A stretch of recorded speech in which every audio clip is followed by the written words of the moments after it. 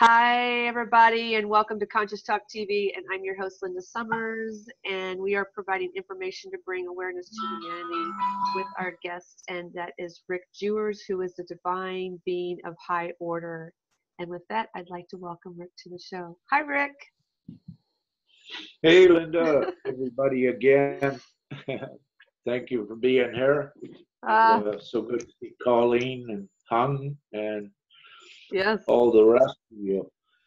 Yes. Thank you, everybody. This is a great. Our show tonight was on the divine gifts, but as we see sometimes, today was kind of a mixed bag day for I wanted to get more info out about the divine gifts, but there was also something else occurring for me personally, integrating the dragon energies, what I've come to find out, because in a conversation with Hung a bit ago, and having said that, Linda, how do you feel like just perhaps we touch a little bit on the energetics right now again, where so much is happening before we get into the divine gifts? Yes, absolutely. Yeah, I think we should dive into that because so much is going on, and let's do that for sure. Yes. Okay. Well, having said that, Hung, would you be willing? We open up the mic. Can you come on a bit and perhaps, if you wish, just share some of your knowledge in respect to the dragon energies and perhaps physical discomforts with that. As I mentioned earlier, I was nauseated today, and after I spoke with you, Hung, and what the information you shared, I was able to get rid of that because then I could associate it and identify it with the dragon energy. So I just it's filtering out through the collective. That's why I suggest I would prefer, if Hung maybe could speak a little bit on that for us. Yes, I don't know if she heard you, but let me unmute her again, and let's see if she, Hung, are you there? Hello? Hi. Hey. Okay, sorry, I'm just having dinner and I'm trying to swallow the last bit of my quiche. Do you want us to give you 5, 10? No, it's fine. Okay. It's fine. I could swallow. Okay, thank you. Just don't record because I'm in my pajamas. Oh, well, you're not on video. You're just on voice. Okay, good, because I'm in my pajamas. In my bedroom. No, I took you off video. You're cool. Most of the time, I'm usually like eating while I'm listening to your broadcast. But thank you so much, Linda, for doing this. I have a lot of admiration for your dedication for getting the information out. So I just wanted to show my appreciation for that. You're doing awesome work, so keep it up. Thank you. Well, we're all in this together, Rick and I and all of you. So we wouldn't be doing this if it wasn't for all of you. So it takes a team, and we're a team. So yes, I appreciate that so much. Thank you. Yeah, it's an awesome team. So I'll just quickly spend a couple minutes talking about what had happened to me today, because I've been struggling with how to share the information, or I call it the downloads that I have, because I'm kind of in between two aspects, and one aspect has a high level of security, which requires me to be quite more on the I would say more covert, and then the other aspects, the dragons, they just there's nothing subtle about them, right? So yeah. I've been in conflict with both, trying to come to a peace where I can satisfy both aspects, because as both galactics, it's about going through this, building an alliance towards a common goal, and how to achieve that without basically pissing off the other groups. So we came to an agreement last night, because what has happened is the dragons have been basically planting their consciousness in this reality in basically trying to seed their energetics and creating Gaia's new energetic system.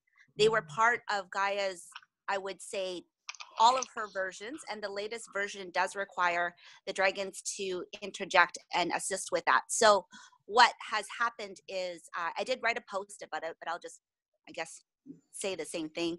So what has happened is, Rick and I met in the fall. Specifically, I stalked Rick out and smoked him out of the woods because he preferred being a recluse, and trying to get him to come out because, like him, he prefers a certain level of anonymity.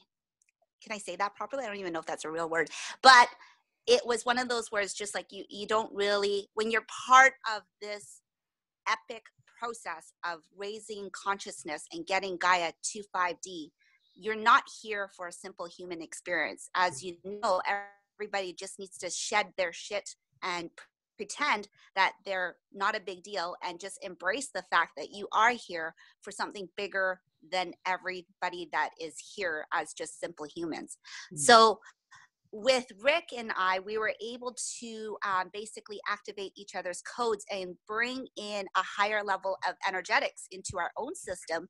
And we didn't really know that until probably, I would say, 3 weeks ago, what was happening. We knew weird stuff was happening, and it was a lot of fun.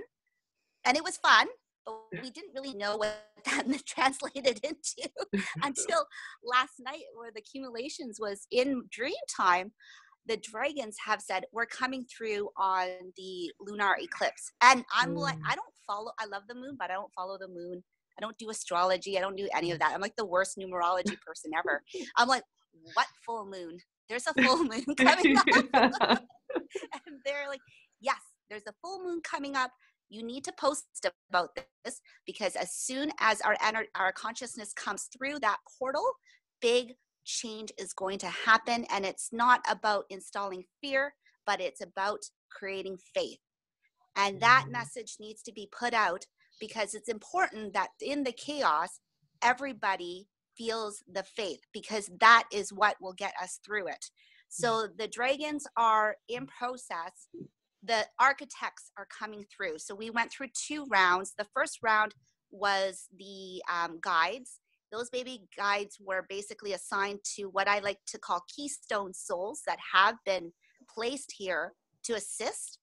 And they needed that extra energy to basically accomplish their role in all of this, because everybody is responsible to assist Gaia through this.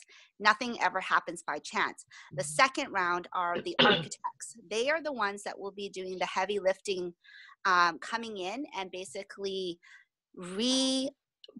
destroying. I'm not even going to be pussyfooting around it. They will be destroying the magnetic grid that originally was from Gaia, and then basically creating a new energetic system that cannot be corrupted.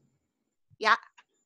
Excuse me, hon. These are the guides and the waves. These are dragons, baby dragons. Baby dragons. I just want. Yes. So the ones that are coming through tonight are the architects of the baby dragons. Okay, so the guides are there to help stabilize the chaos. So the guides have been positioned with their keystones, humans, that will assist in stabilizing the chaos. So they are the ones that will assist in that extra energy, because there will be chaos in it. The ones coming through tonight are the architects. They are the ones that will take down the old system, take out, obliterate, whatever that means. I'm not sure what that means. And they will build the new energetic system of Gaia that actually will lift to, I won't even say 5D. I just know it's a higher timeline, but I guess for simple sake, we can say 5D. But they are the ones that will build the new energy system of Gaia that can actually, and this system has a fail-safe in it where, unlike Atlantis, because Atlantis was an energetic system that was built upon old energetic systems, and it went sideways because the old energetic system was the foundation, but it was still corruptible.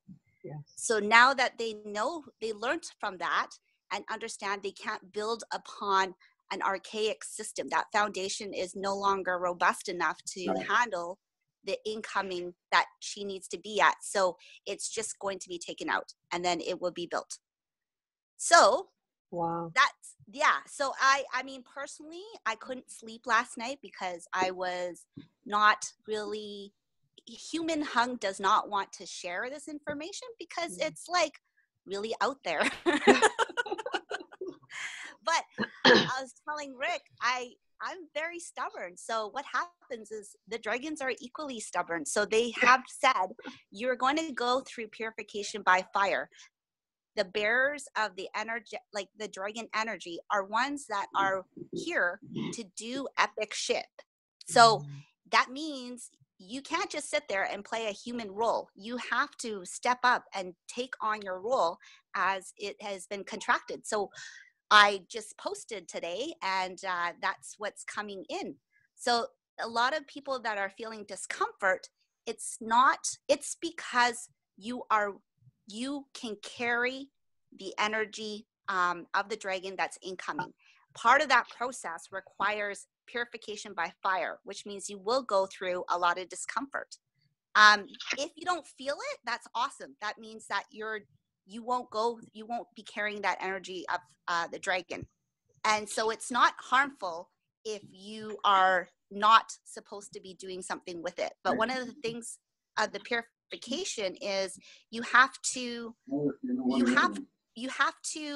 use dragon energy. You can't be a hoarder. Some people have the capabilities and capacity to hold on to dragon energy, but then they just hold it.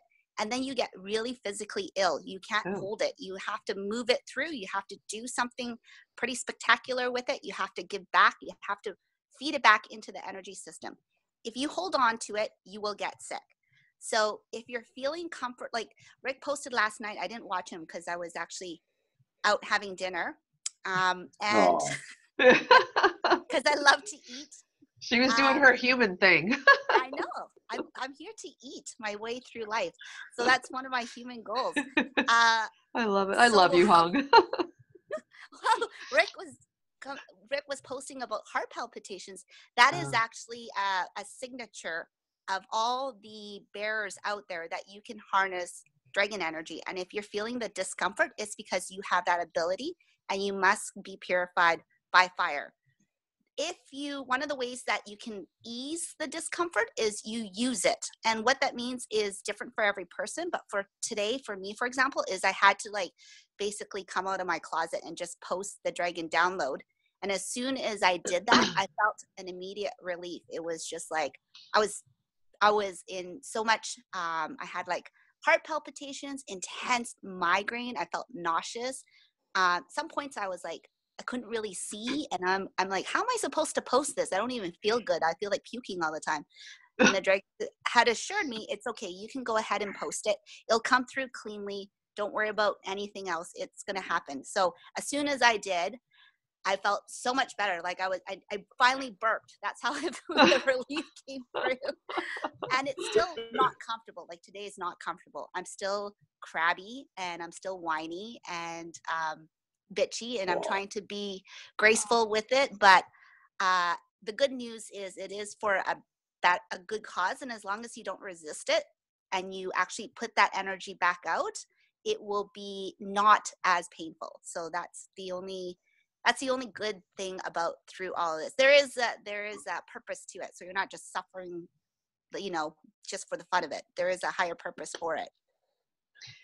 Thank you for that. I have a question on the Keystone Souls. You said those are humans, but the architects are baby dragons, right?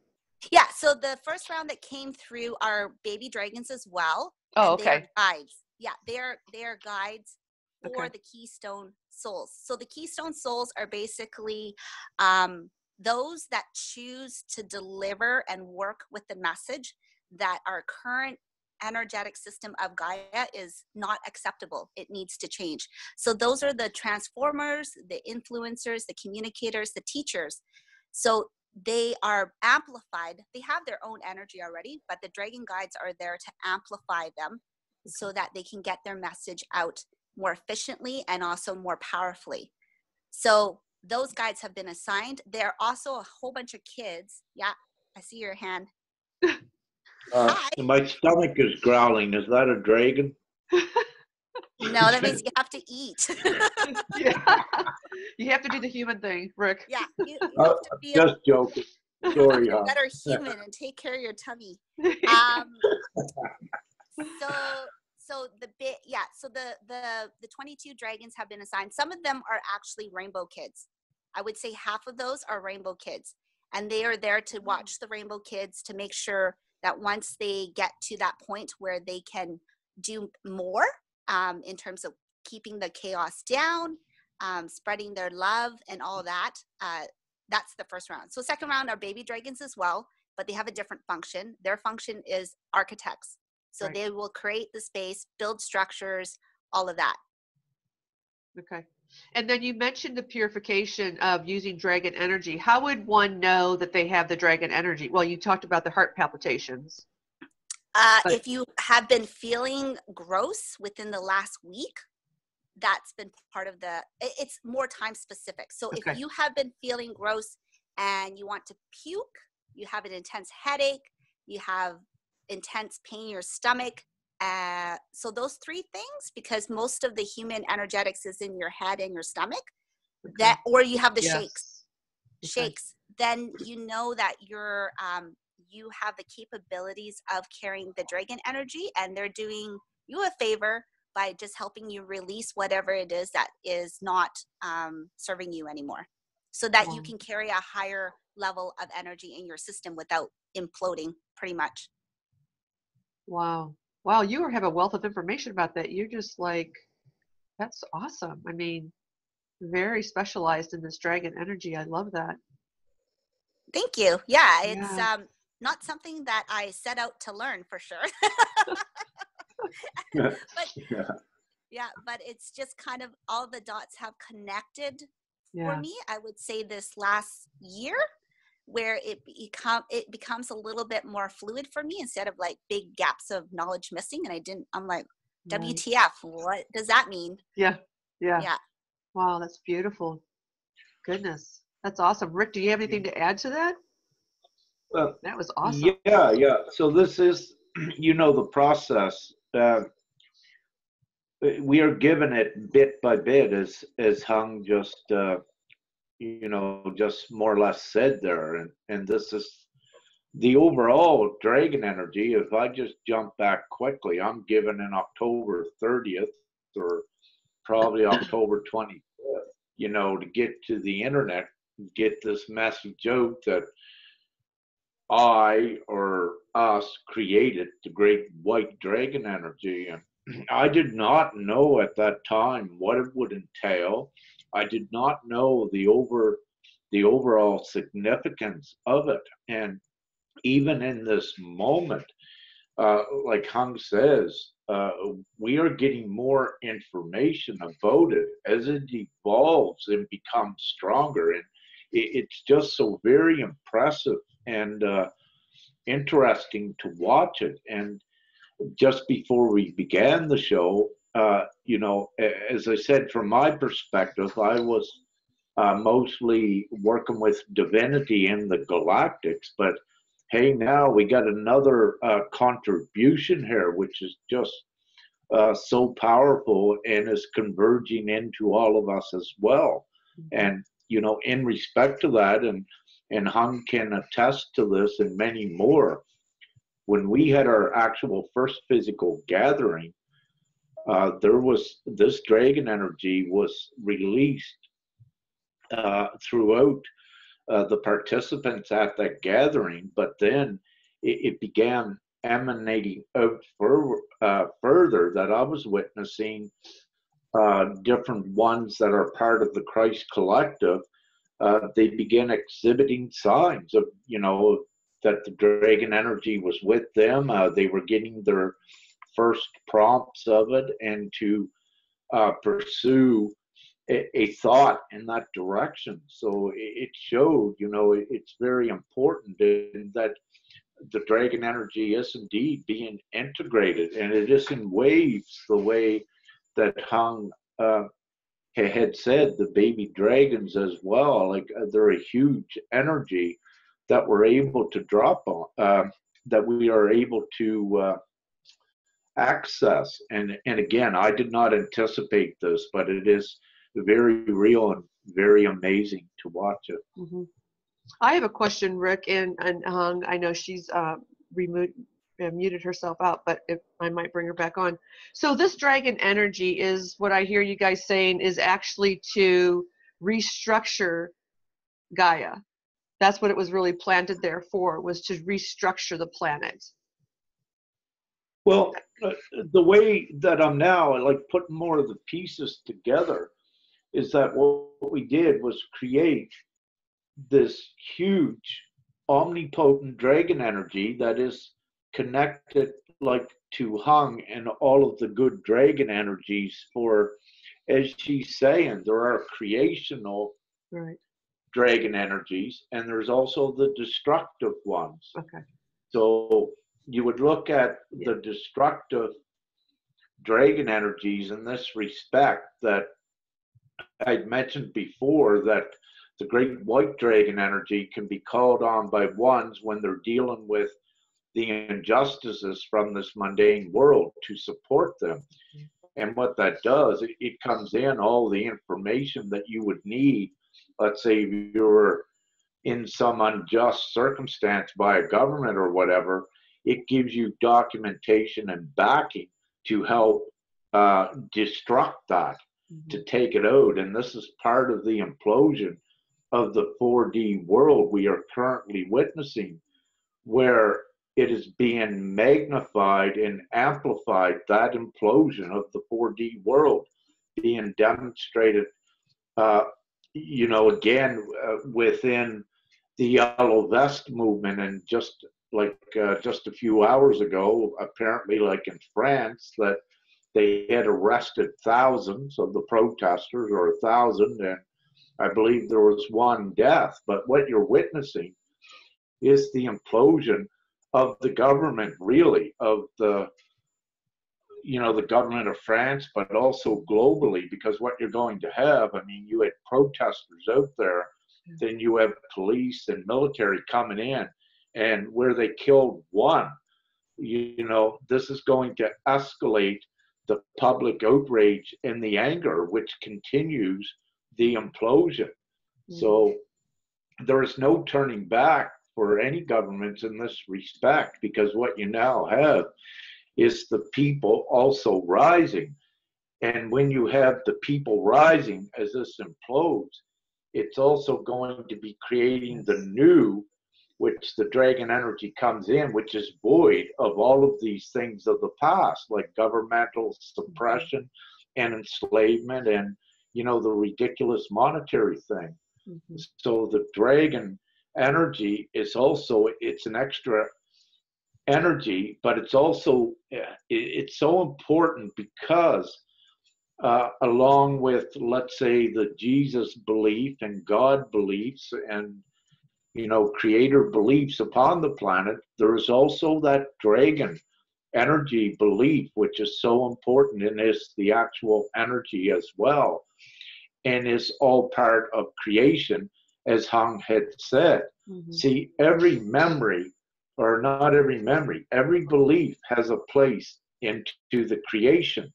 But what we are doing at this most auspicious time in creating 5D, all of these good beliefs that have been here, that are energized, they are converging to a convergent point to assure that the 5D is created. Any energies of ill intent, like the satanic cults, the Catholic Church, governments, anything that is not of good intent has to implode, and it is. And again, we are in the most amazing times. But what I'm given with that is that there's also timelines that is associated with this. While we are creating the 5D, you will transition into these new timelines, while there still will be others in these lower timelines that you'll be oblivious to. Yeah. So we are in like a separation mode. If you take like an hourglass shape, you know, Yes. that goes like that, we Yes. are in this right here, starting Right. to come out to the 5D. And we need to create beforehand before we go there. And this is why the dragon creation energies are there, the galactics and the divinity, all forces are coming together for the good of all to assure this. Well, it makes sense because Hung was saying, like in Atlantis, where they had rebuilt on top of a faulty foundation, and we know that you can't build something on a foundation that is faulty, because what's built on top of it, the structure won't be able to handle it. So you have to literally blast everything, as you said, out, you know, and completely destroy it to rebuild something new on top of it. And that's what it sounds like, you know, what's happening with this energy. And I love that analogy of the hourglass, because it really gives a very good visual that we're in that center part where it's, you know, in that middle where it's coming up. That was beautiful. I like that. So indeed, yeah. So we are now at the point also, you know, angels and ones like ourselves that are able to create. We must begin creating the good things in this 5D up here, void of negative energies and fear-based energies.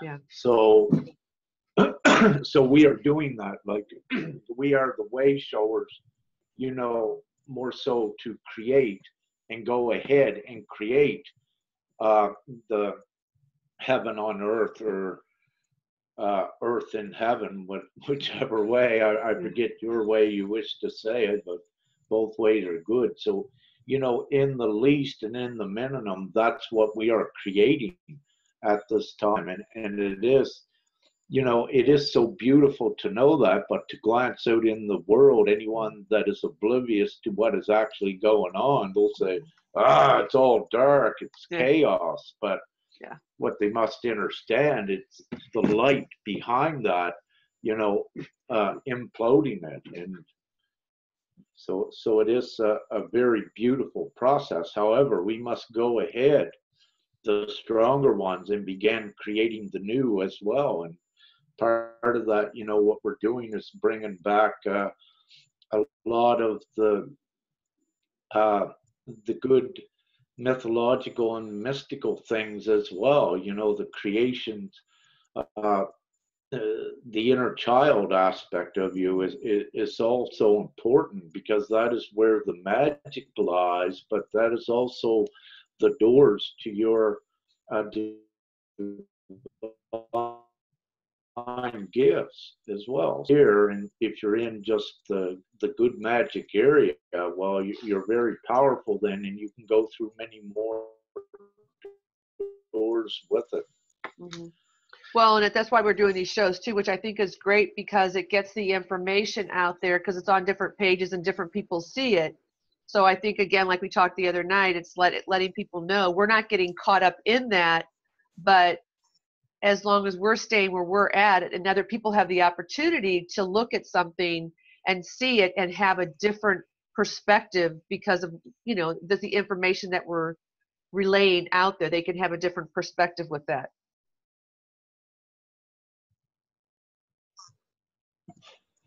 Yeah, indeed. You know, different perspectives, but for us to create, we wish to, you know, be on pretty well the one theme and the one line in creating. But essentially, you know, anything that is good, you know, that is void of negativity and fear and all of these what I would call foolish 4D constructs of the mundane. We don't need that. It doesn't serve, not where we're going. And you know, it's also, you could look like this is our escape capsule. You know, what we're in that bottleneck right now to get into the 5D. We're saying, no more of that. We're getting out of here. And well, this is how we're doing it. getting out of here by creating Yes. our new. And it's important that the powerful creators do not be energizing the negativity that is occurring in the 4D to uh, to not be energizing it to any extent. Observe it neutrally, but also on one side of your brain, if you will, keep creating that new. It's so important. We observe what's going on, on this side, but we got to keep creating that new and keep energizing that, keep it alive instead of focusing on what's going on down here. Keep the focus on creating. And this also comes back in with what Hung said. If you get dragon, if you get linked into the dragon essence and you need to express or put something out, if you received a transmission, you've got to put it out there. And but that is essentially, the same as the galactics, ones that receive that, they're pestered. If they don't put out a message, they won't be able to sleep. Same with divinity, many can identify with this, that some of the channelers and teachers, we have been woken up 3 o'clock in the morning, got to get up and write something and get it out immediately. So, if you're deeply divinely inspired to get something out, don't hesitate. And it's so important because it is also divinely timed to get it out. It is divinely timed with the divine plan to assure that everything is kept as streamlined and going forward with such a refined projectile, if you will. I'll use that word because, when we get everyone aligned, that's what it is. It's a projectile that is, it has everyone, and, we build much quicker. Yeah, definitely. Which all of this is so interesting because even, the show was about the divine gifts, but bringing in this dragon energy so ties in with the divine gifts because you're using your divine gifts. This is like with Hung, Yeah. So it's so beautiful. Yeah. I just wanted to acknowledge Lindsay has a question, but Lindsay, we're going to be opening up. We'll be opening. I didn't say that at the beginning of the show. We're going to go through the different categories of the divine gifts, and then we're going to open up the questions in between. So after we get done with like remote viewing, we'll open it up for people who have questions and stuff like that. And then I guess, Rick, at the end, we'll have questions that people can ask at the very end as well. Of course. And again, we've been into this show about a half hour now, and we didn't really get touch on yet what we had anticipated, but inadvertently, yes, we touched on a much more important aspect. Exactly. And it's so fun, doing these shows when you don't try to control them. We have a tentative point form idea, but it just makes it so much more fun when we don't follow a script we may write and follow the divine script. Then and that pertains in everything that you do, even in your existences here for now. Don't try to control things. If there's blocks come up, you follow the guidance. Don't press against blocks. Don't try to control your life. And that is so important because also, as Hung said, we are assigned a certain divine mission. And when you're assigned that, you put your human life or your experience on the back burner because the priority is your mission, your purpose, and your divinity.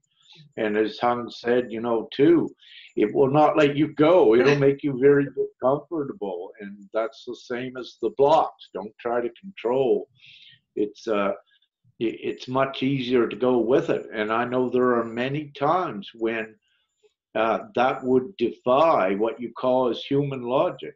But again, very quickly, to take you out of human logic and rationale, you have to understand that you're not human anymore. You're much more than that, in that you are integrating and regaining your memory, but you are integrating some very powerful sub-creator energies in that respect. And there is a huge mission that is put upon the whole collective to facilitate this 5D and creating it. And all of you are a part, we are all part of a network, even though you might be doing something over here that seems like it's entirely different what someone else is doing. They are all connected to get you up here. So, each are doing their part to the best of their abilities. And the most challenging with this ascension is the physical vessel evolving and the discomforts that come with that, hence the ascension symptoms. But again, there is the reward and the light, the pot of gold at the end of the rainbow, and that's, getting your vessel up that you're able to step into the other dimensions while having it. It's actually a very precious gift and a reward to be able to experience what you experience in the astrals while you are in a physical vessel and awake. And this is part of the huge transition, and it's coming. It's incrementally, and there's been discomforts and challenges with it, but every day each one is getting their own confirmations and seeing that it is true, that is not fictional. And to at least some degrees, you're seeing that divinity is very real. And some of you, are beginning to see the magic, which confirms it. Because if you try to explain divine magic with a human logic, well, that's when you start to say, no, there's something higher at play here, and that you're connected to it. Yeah, absolutely. Yeah. Well, that brings us, you want to step into the divine gifts, and we can start with that. Or do you have anything else to say on the energies? Yeah. Or I don't know if Hung has anything else to say. Perhaps we could ask just Ashur if Hung has anything or not. And if not, then we can continue. Okay. The only one last comment, there are high-level intuitives that don't work directly with the dragon energy, but they can feel the energy just because of their nature of their energy system. So for those that can feel the energy of the dragons, you can actually still access the dragon energy. And what that does is it amplifies your natural abilities. So if you're the type of clairvoyant that basically is more elemental with the fairies, or you're more elemental with Gaia and you harness more of that, you can actually access the dragon energy that is coming in. Even so, you may not feel uncomfortable like me, like you're not feeling like walking death right now, and you're more harmonious because either for whatever reason you've done the inner work, so you can still access all of that. But maybe the concept of dragon energy may be intimidating. You can still access it because it's a consciousness that has started to flow in pretty powerfully through basically the last, I would say, year. And so if you're feeling like you want to level up your game in your natural abilities, you can access that too without actually going and bearing the full dragon energy, because bearing the full dragon energy is it's like a cursed gift, I would like to say. It's not easy. It's not for the faint-hearted. All the nostalgia of people thinking that they can ride their dragons and they have a pet friend, that's actually not real. when you have a dragon, they tell you what to do. You don't tell them. And it's a very different relationship. It's more about like, it's not parent to child. It's definitely the reversed. Like you're the child and they're the parent. So it's like a reversal for that type of relationship. You will get to a point where you have earned their respect and they will give you more leeway. But until you get to that point, it's very parent to child power structure. So yes, so you would fully agree, Hung, that you have to be energetically worthy to integrate more with the dragon. That's correct. Yeah. Yeah. Some people have naturally been coded to carry. I would call it that they are the dragon bearers, so they can carry that energy within their system without imploding. So they're just naturally coded for that. If you're not naturally coded for it, that's totally fine. You can still access it. There's a lot of high-level intuitives out there that work energy in their own abilities. The dragon energy just amplifies you. So if you're clairvoyant, clairsentient, any of the clairs, you can actually access it. It's flowing through. It's a consciousness. It's a consciousness. And if you can totally up your game, if you need to heal yourself, if you need to heal a group, if you need to be heard, if you have to clear fear, if you have to stabilize, all of those things can be done with the help and accessing it. So it's not like an exclusive energy for sure. It's for the general collective. Just some humans are coded to carry it fully. Wow, that's awesome. Yeah, excellent. Thank you, so, Hung. Yeah, thanks, Hung. Yeah, you're amazing. And so again, we're seeing more attributes that are attainable, or more apps, like, on your phone, right? Right. And more apps we can install, just like that, or like a video game as well. Except again, it is very real. Awesome. Yeah. Yeah, that's I amazing. just love this, learning about the dragon energy as well. Not only is it fascinating, it's also seeing it at work, knowing that it's very real, right? It's just like living a movie, a fantasy movie, and it's just so cool. Yeah. Anyhow, Yeah, I'll get off of that. Yeah, that was beautiful. Awesome. Okay. So we could start with remote viewing. Okay, we're getting down to business now, are we, girl? Awesome. Well, we can continue to talk about dragon energy. I love it. I mean, it's good, but I know that it all ties in. So we'll have more on that for sure as we see, right? yes. It's just evolving so rapidly, and I'm so glad we have Hung with us. Yes. To her expertise in it. It's amazing for me to listen to her as well, and the pieces that she contains, that when we combine, and they fit in perfect, and Right. it's everyone has a piece of the puzzle. And putting them all together and making the picture, and it's beautiful in that respect. Yeah, it's almost like too, I see like a fabric, and each person has a thread that's just to this fabric of life, this fabric of the universe.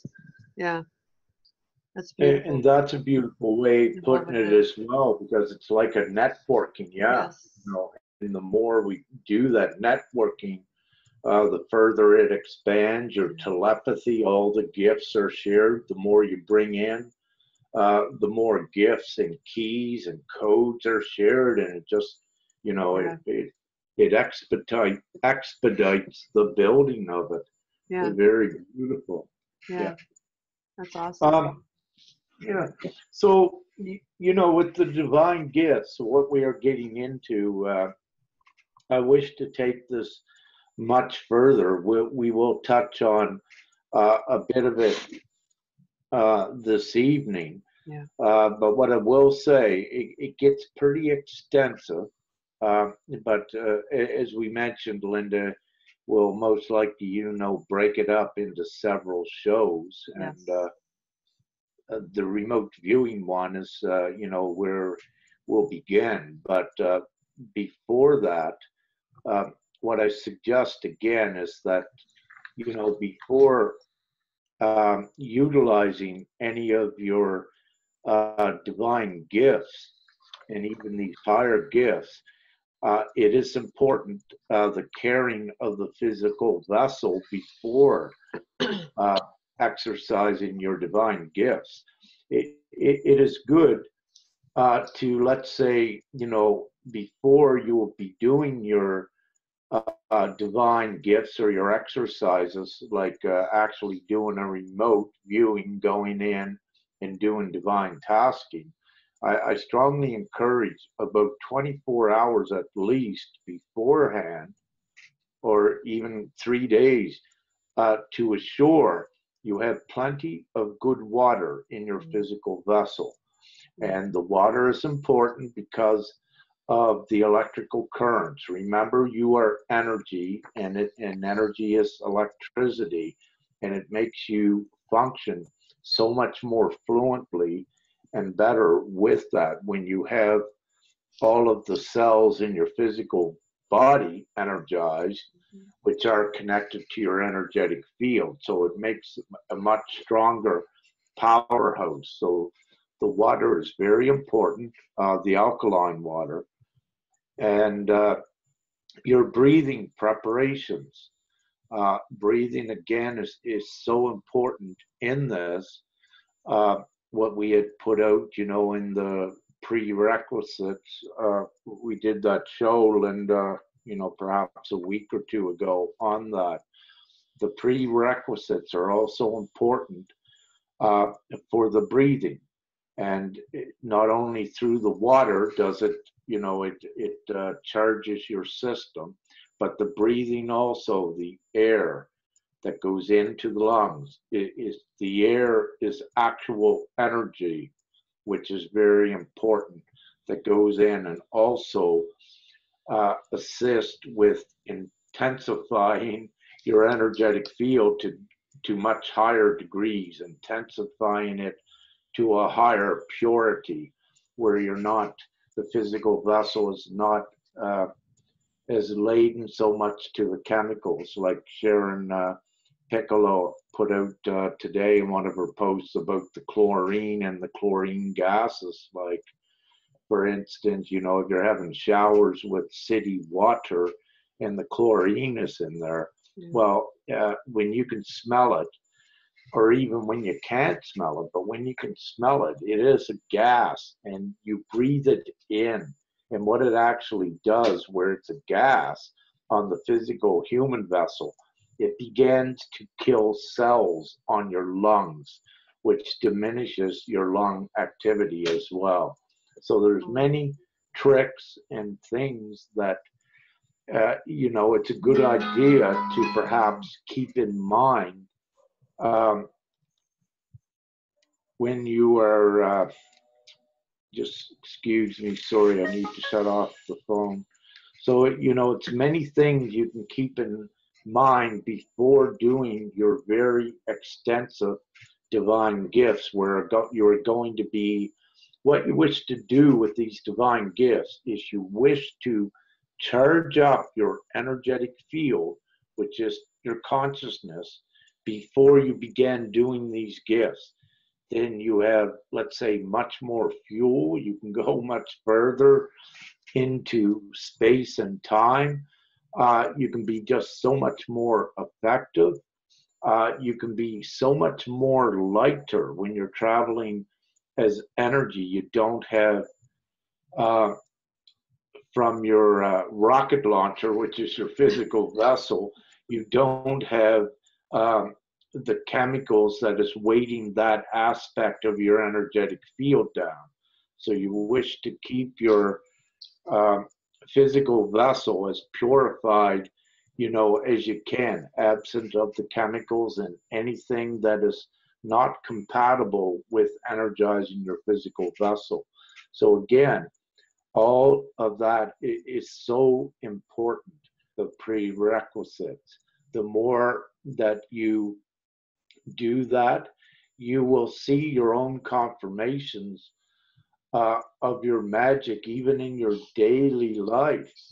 For now, like you will see your manifestations in your outward projections. You'll be seeing, for example, hearts in the sky and the clouds every day or whatever, because the more amplified you are and the more you take care of your energy, the more magic is being created just as a result of you. And they are actually magical, good contaminants to your energetic fields. They are byproducts which are created because of you keeping your vibration so high and doing everything with your vessel. And this is why it's also so important to maintain your highest vibration, and to maintain a highest vibration, because a highest vibration is frequency. You wish to keep that to the utmost positive. But to do that, to maintain a high frequency, you have to be able to not let fear aspects control you. They are negative charged real energy, that they suppress your divine energy. And they are negatively charged. And what you wish to do is to be fully positively charged, because positivity is the real creation. Negativity is the real destruction. So you need to get away from fear, which is negativity as well, and agitation within you, frustration, even trying to control a situation from an egotistical stance. When a bad egotistical stance, it has repercussions for the more powerful ones of you, and then you will enter more extenuating lessons as a result, because you have to overcome these. And if you are the divine ones with very important sub-creator missions, it will be assured that you overcome and master these negative things, meaning that, if you don't listen up and follow your cues, that you are hit harder and harder until you say, okay, maybe I should listen to this. So it is assured to those respects as well. So if I may, I just wish to go use the washroom for a sec. Linda, if you wish to speak. Yes. You don't mind? Thank you. Okay, I'm going to speak. So, Lindsay, we will get to your question later, or when we open up to questions, if you want to bring that up, or if you would like to chat afterwards, we could do that as well. I was going to ask Rick and about this question, because he was saying breathing in the air, but we have all the chemtrails, and so then I thought, well, that's about the fear, so we probably want to transmute that, just kind of like what we were talking about. I think it was last night or the night before, how we were talking about. It wasn't me. I think it was Kalia that was actually talking about it in her video. That she was talking about how when you drink your water or you eat your food, how to put the positive in there, your intention of what you want. So I feel it's the same thing with the air. When he says the air is what's giving us energy, is that when we go to do that, is to put the intention out there that this air is clean and purified and is going to energize every cell in my entire body for my highest and best good, something to that effect. Because that was one of the questions I was going to ask Rick, but then I figured, which I still might ask him, or he's probably hearing me. He may come back and answer that question, to put our intention towards that. So he's back. Hey, I'm back. What was the question? I didn't hear it. So I said, one of the questions I was going to ask you is, you were talking about breathing in the air because the air is our energy. And I was thinking, okay, well, we have a lot of chemtrails out there. So the air is full of toxins, right? But then I figured you'd probably say, well, that's going into the fear. And I was bringing up about Kalia's video where she talked about with the food and the water, how it is our putting in our attention in that because it alters the molecular structure of whatever it is, your food, the water, and it could do the same thing with the air. So when we're breathing it in, our intention would be to that this air is going to be, energizing me, all my cells for their highest and best good, to raise my vibration, whatever that is for you. So since we're magical and we're creators, we can do that. Yes, indeed. And in that, use your mentality to do that, just the way you said. If you're breathing in air, you have a lot of chemtrails. Well, just activate, the process that you're only taking in the good air into your lungs, the most highly charged. And again, there may be a lot of chemtrails, but you do know there's good air here. And just by knowing it's good air, only extract the highest quality from it. Yeah. And this is the same sort of procedure as blessing your water. Yeah, go ahead, bless your air, whatever you feel, to assure those sort of things with it. And so yeah, you can do that. And the chemtrail things, really, they're not effective as what they were anymore, because we can overcome that. But in the early days with it, during this ascension, they were causing some difficulty.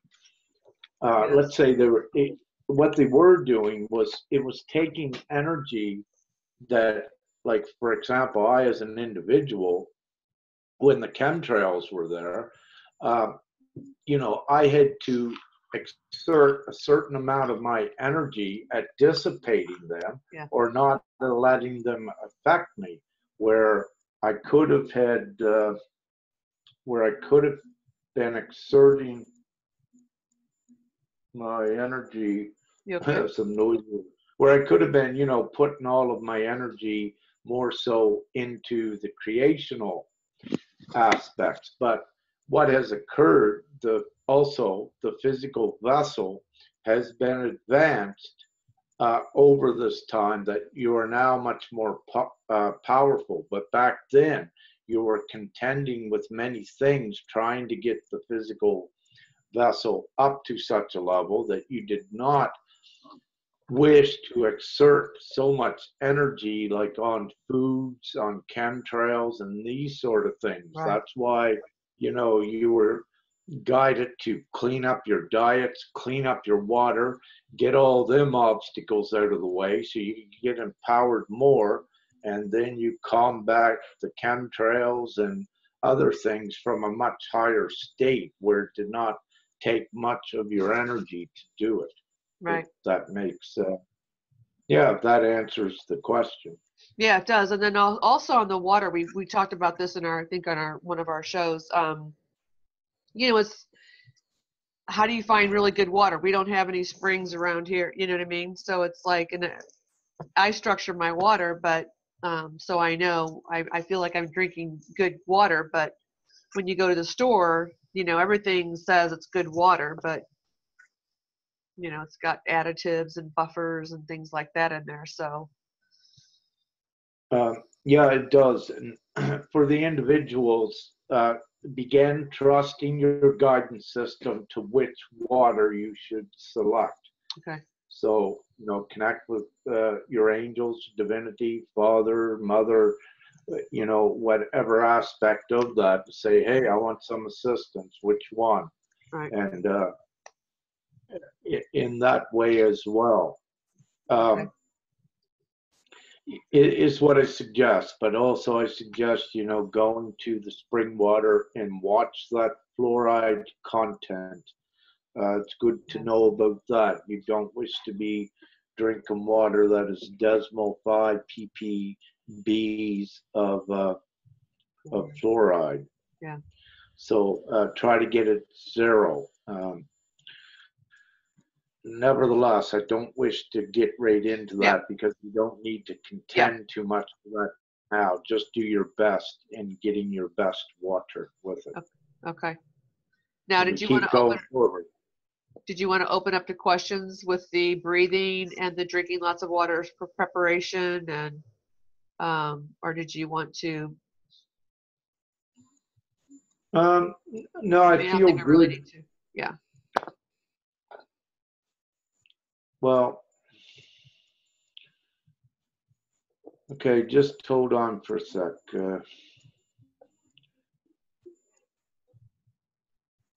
Yeah, okay.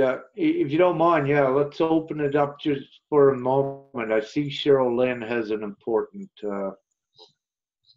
question there, and I can elaborate on that because this will assist many as well while we're right here. Okay, and then Lindsay had one. Did you see that one, Lindsay? No. Okay. Do you want me to? Cheryl Lynn or Cheryl Ann, maybe. I thought it was Cheryl Lynn. Cheryl Lynn. Maybe. What about using filters on tap water? Is that effective enough? Yeah, everything will assist. So what you wish to get, your filters on your showers, and Sharon, I speak with her quite often. She's in the New York area, and she had got she got it online, some sort of a shower head that it takes out the chlorine. And also Colleen is on here.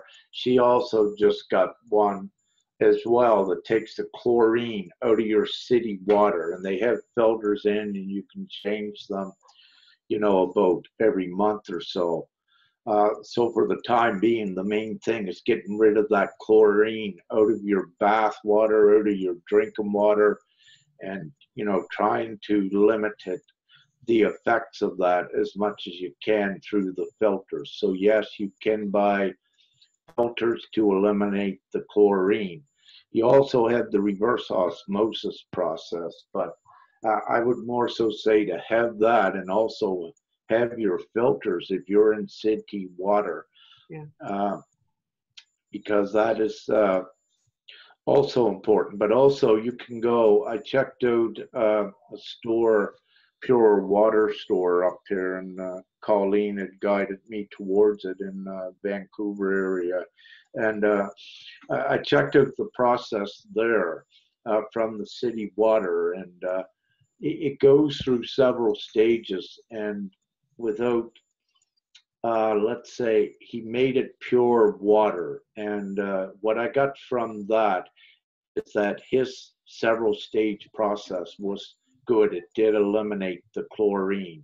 He had certain things. So then also he could raise the alkalinity to the level that you wanted, which is a very good and effective way, especially for viewers that are beginning to detox from the acids. You can start putting this high alkaline water in you to rid you of, some of the acids that was in your diets, like vinegars. We mentioned the apple cider vinegars, preservatives, the citric acids, Fruits. that were, pardon? Oh, the fruits that were acidic fruits, like oranges, lemons, and grapefruits and all that. Yeah, to, diminish that. Now, each one is different, but it is, as we know as well, is that many of you have come across this and that it resonates, that, the pH level of the physical vessel, you keep that above 7 on your pH scale is, neutral, right? Anything below 7, when you become more acidic in your physical vessel, that's when you are more prone to disease, sickness, and also negative energy. So it's best to keep what you're putting in your diet, to try to keep it above alkaline as well, and that will alleviate so many discomforts for you when your body is going through the ascension process with the ascension symptoms. Okay. Cheryl Lynn, you're unmuted if you have anything you want to share with that. No, Cheryl, but sorry. Can you hear me? Yes. Oh, thank you. I'm drinking my alkaline water right now, and I was just wondering because I did put a filter on my faucet because my resources are limited. I hope that's good enough for now, and I'll do the blessing as well. Yeah. So thank you. Yeah, you're welcome, Cheryl.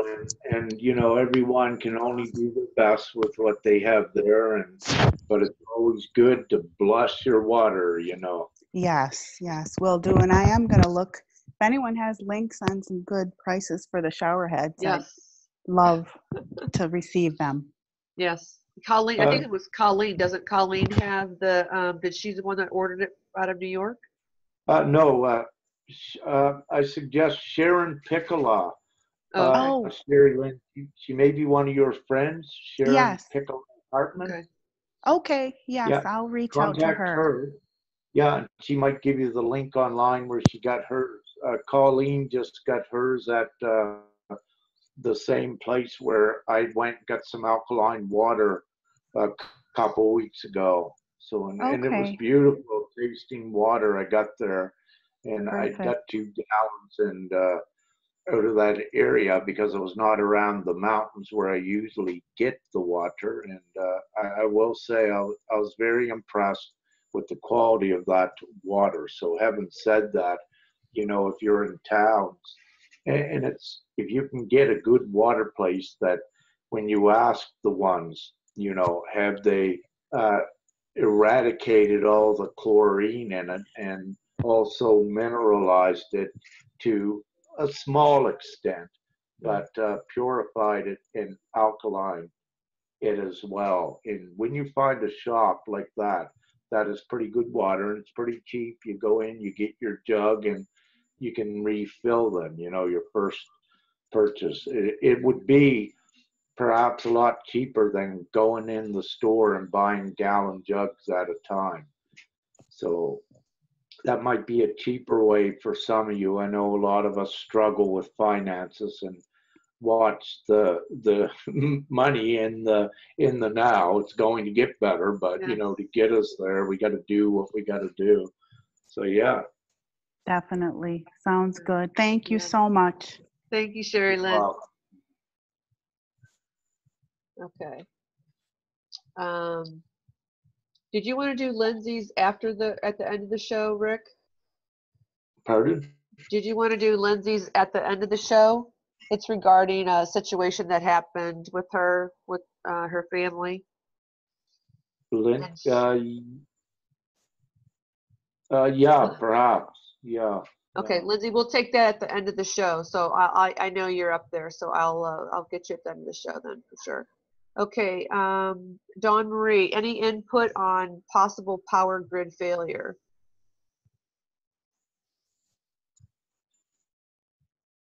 Japan, there should have been a major one there. These are going to be ongoing. I know there's some out saying it could be quite extensive ones. Let me say that I feel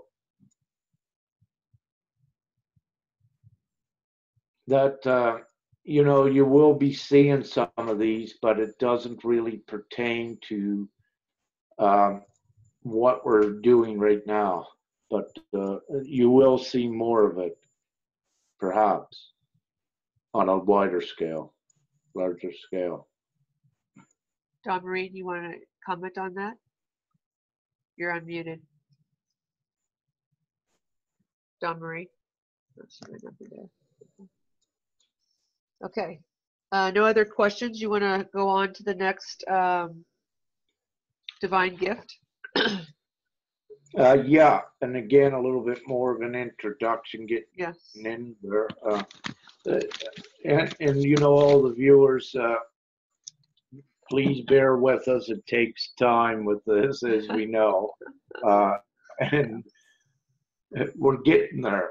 Okay. I'd like to say a few things yet because they are important leading up to this. You're welcome, Don Marie. Yes, thank you.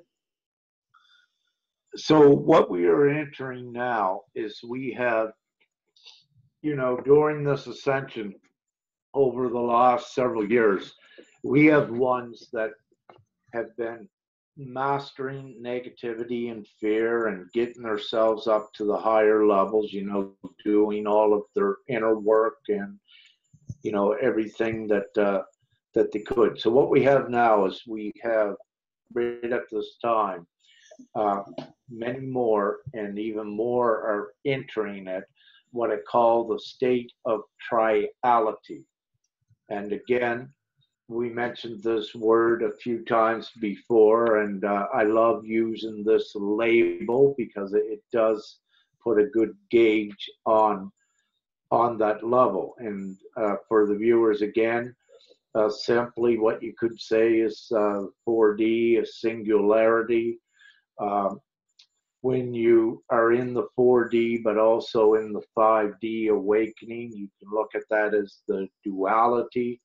And then there comes this extra add-on, the triality, when you can see and witness the 4D, be in the 5D, but then be in that higher place of consciousness where your gifts are beginning to work, more of your divine magic and your abilities, your inner knowing, all of the ESP, the extrasensory perceptions, and even beyond that.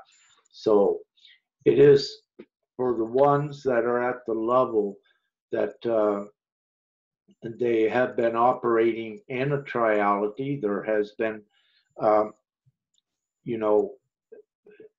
few of those for the last several years that have been operating at that level. And most of these would be your teachers and your channelers, the ones that were given the things back for the others. But having said that, more and more have reached that level in the recent past, and it brings us to this time now where we are able to even share much more, let's say, deeper ways to access your sub-creator gifts, and your manifestation abilities. But again, it's all happening for a reason. You would not have any of these gifts if it wasn't for a purpose and a reason, and that pertains again to your mission and your part of this ascension. It's not just something that is naturally happening. It is for a reason, and the evolvement or evolution of consciousness is part of your divinity, and you've been again prepared for this. So essentially, when you reach triality, that means that fear and negativity does not control you very much anymore, that you're very quickly in a fear situation. Let's say instead of reacting from the state of fear or acting from a state of fear, very quickly, within seconds, you can turn it around and say, no fear. And you just stop and you stabilize yourself to divinely act. That's just an example. And where also when you reach that level, you know that nothing is negative, right, that nothing is really dark. And it's not negative or it's not dark at that level because you are then equipped with all the mastering skills to just diminish it and take it out of there. It does not need to be in your immediate reality. It does not need to be a part of you anymore. And that is, you could walk around the house all day and upset 20 things and spill them and just laugh at it. For example, that it doesn't matter, cool, And with this last evening, it was to give you an example, but I always love the experiences I had. So last evening I had an experience, or perhaps yesterday, my great divine friend Helen, another angel. I was inside of my camper, and she brought. I only had long underwear on and a t-shirt, but she brought in some coffee for me, and it was very hot in the pot, and in a kettle, and then she had some in a pot as well, which I was very thankful for. I was busy, and so she was bringing it in. I tried to assist her, and what had happened is that the kettle was quite full, and some come out on my leg of the coffee, and it was very hot. I went, "Ow!" But she instinctively she apologized. I said, "No." I said, "It's okay. It's cool." And I said, "Look at the stain that it's forming." I said, "On my leg, it formed a heart stain, sort of going into a heart." And I said, "No, it's cool." And I said, "It burnt me, but I mean, its pain was only there for a little bit." And I had some natural cream put on it, and that reminds me, though, I didn't look at it to see what the mark formed into, but the mark last night was forming into like a triangle or perhaps a heart.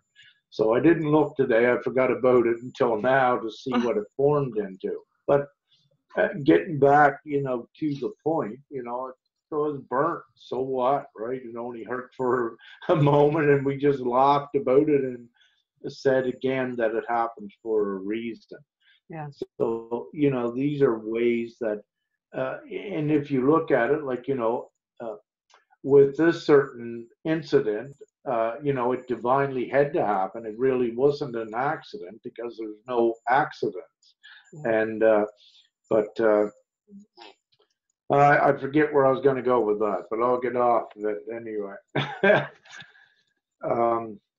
So, again, it shows how quickly you can overcome. You can't change. Well, I shouldn't say that. I have to watch how I word this, because you can transcend time, and that has to do with some of the divine gifts coming up. But it was significant that had to occur the way it did, and I accepted it the way it did. And thank you, Danny. And so it did. But I mean, very quickly you can overcome it. I mean, what's the use of jumping all around and getting mad and cursing at someone? That's not going to erase it that way. You're better off erasing the effects by using your brain and your mentality and your divine work to switch it up, like I did.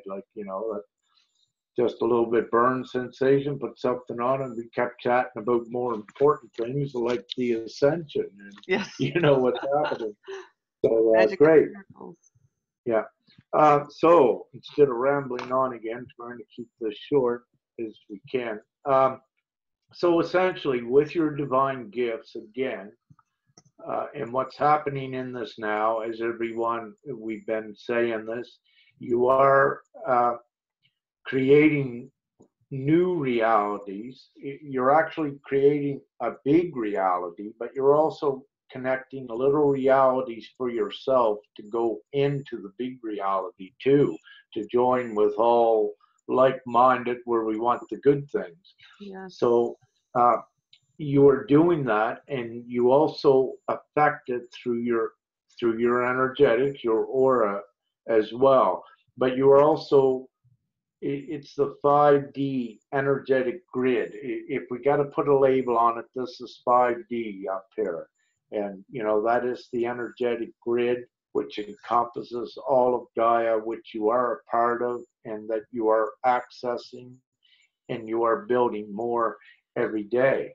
And you build that more every day by being positive and staying out of the fear actions and reactions, because you are actually being a beacon and others also see you. So you're a peer in that respect, which changes others. They notice it and they say, like, you know, what's wrong with that guy? He doesn't get mad or anything, you know.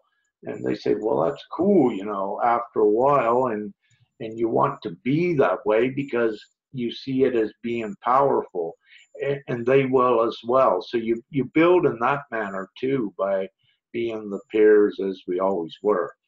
So that was number 3 on the list, Linda. I'm getting her to number 4. Omit the bad things. Yeah. Well, this is interesting. What I'm going to share at this time is that what I have written down here is omit bad things by transcending time through remote viewing. Oh. Also, I am saying follow memory threads back. Memory is energy. Follow memory threads back, energetic threads. When working with an individual, this is for the teachers, and or on a large scale in groups. Now, this is very important because what is going to be coming up for the ones that are able to access the triality and integrate that in their divine work here at this time, what we will be doing is through what you would consider a remote viewing concept, we actually have the ability to transcend. We know this, to transcend all time and space. This is your multidimensional ability. Many of you have seen clocks stop, the loss or gain of time. Some of you have even walked temporarily into other dimensions where, you know, at the end of a road, there was a house one day, the next day it's not there. These were your inclinations and showing you that you do have this ability. The tricks are, as we keep going forward, is you wish to sustain that ability, which is granted, and you will have it. Now, however, what we will be doing in the future to assist others on an individual basis, and you could look at this as psychology, if you will. You can, while they're consciously an individual, while they are consciously awake, like we are now, you know, if they need assistance to get past something in the past that is holding them back, you know, merely you have to have their permission, and they have to be receptive to what you are going to do. And what you can do upon their permission is you can access their memory thread.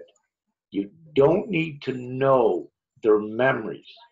All you need to know is that you are energy that can travel onto their memory thread back in time just prior to what their block would be. Let's say they had a sexual abuse thing that occurred when they were 4 or 5 years old that they remember.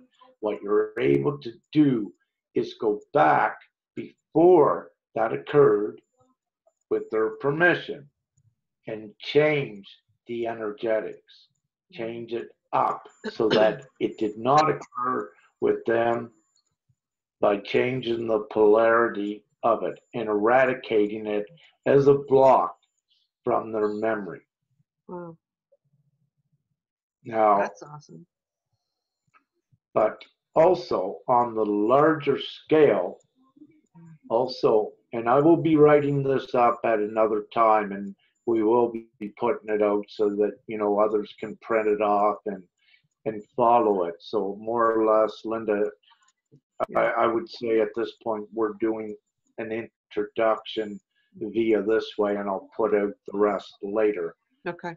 Perfect. I had anticipated writing it up and putting it out first, then have her interview, but Yeah. Divinity wants it switched around, and also it's much more effective. I see why Divinity wants it this way, because it's the input from the collective here as well through our questioning, Yeah. and it helps us build much more. And when I'm putting it out, it assists me. And let's say if someone asks a question here tonight, well, then I can introduce it into what I write, an explanation, so that we make it as impactful and all inclusive as possible. Because again, it's not just me, it's all of us, and all of us has keys and pieces that we combine together to make, this invincible, pure thing that we are as well. And I recognize that. Yes. And I always say that, without any conceit, I am from a higher level, but my overall goal is to get everyone here right beside me, which many are doing that. And that's our overall goal for all of us, is to raise everyone up here where we are all equal and good creators. And that's what we're doing. And during the course of that, when one raises up, they teach back to the others. Okay, teach them to be the teachers. And when everyone's teaching ones to be the teachers, instead of just doing some of their work for them, like healing them, well, you advance much quicker. Yeah. Yeah. So now on the larger scale, where you're able to transcend time and space. So if we look at the remote viewing aspect, which is very real, and I put out a lead up. I put out, I believe, 3 short videos a week or so ago. Put them out on the Real Angels, and I put them out. And I put them out also on my page, because this is the way I operate. I put out things and people recognize them, might become a little bit familiar with them, and then it's a prerequisite to something I will put out later. Yeah. And so sometimes like that, things that will pertain for what's upcoming, I put it out there. Get them thinking and get them familiar with that. So through the remote viewing, what you have seen is that it's documented. You have seen from the mundane world, it's very true. You've seen, let's say, security agencies such as the CIA, KGB, what have you. These governmental agencies, they use them. It's very real. Some of you may also saw that it is connected to some of the mind control programs. It's all interconnected, but in the least, that remote viewing is real. It's a real thing. It's been documented to the human, but we also take it much further than that. So what we will be doing in the near future, if required for us to do it, and I will only get divine prompts on, let's say, if I'm told, okay, get the gang together, we are going to transcend time and space on a certain memory thread, which is actually a history thread. It is an energy because it is a belief.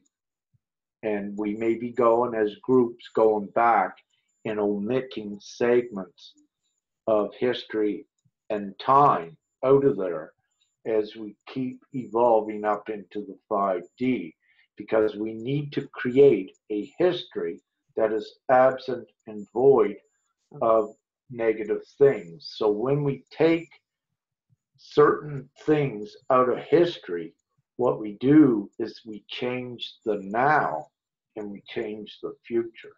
Yeah. So That's this is amazing. pretty It's pretty wild, it's pretty amazing, and it's Yeah. powerful.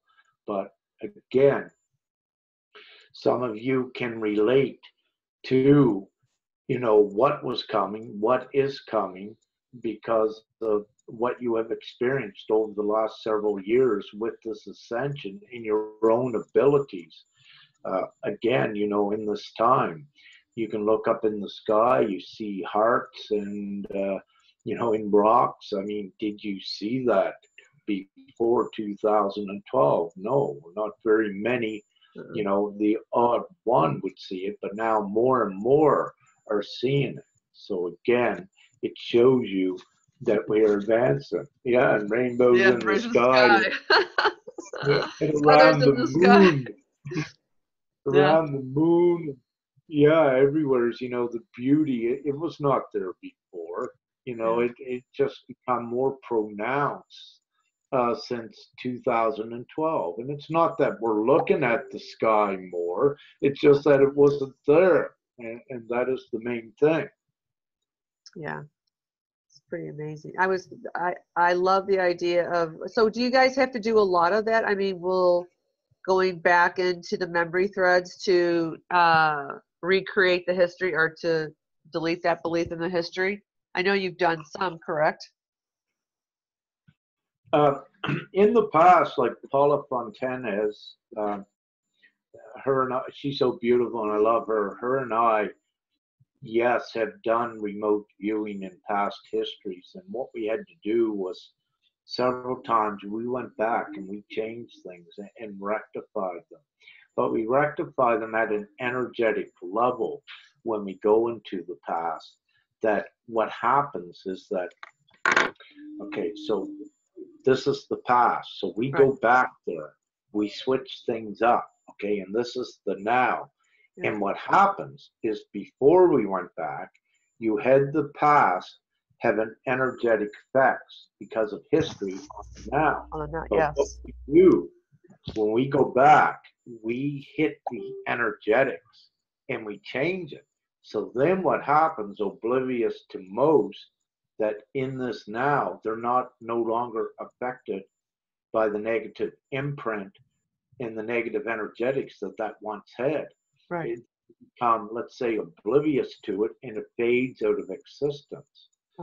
So this is more of the way that as a collective as well, and as a group, that we can omit negative energetic imprints from the timelines, which helps also to create our new. But on the same hand, as we omit these, we are also creating the higher magical timelines, like with the fairies we have reintroduced.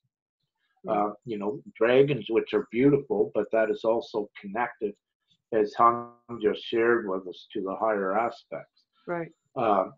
It is a convergence energy that must remain intact. It is a belief, and it must remain intact. So what we wish to do, we'll be working on the belief levels, the belief energetic levels, where we can omit things that would be hindrances to going forward.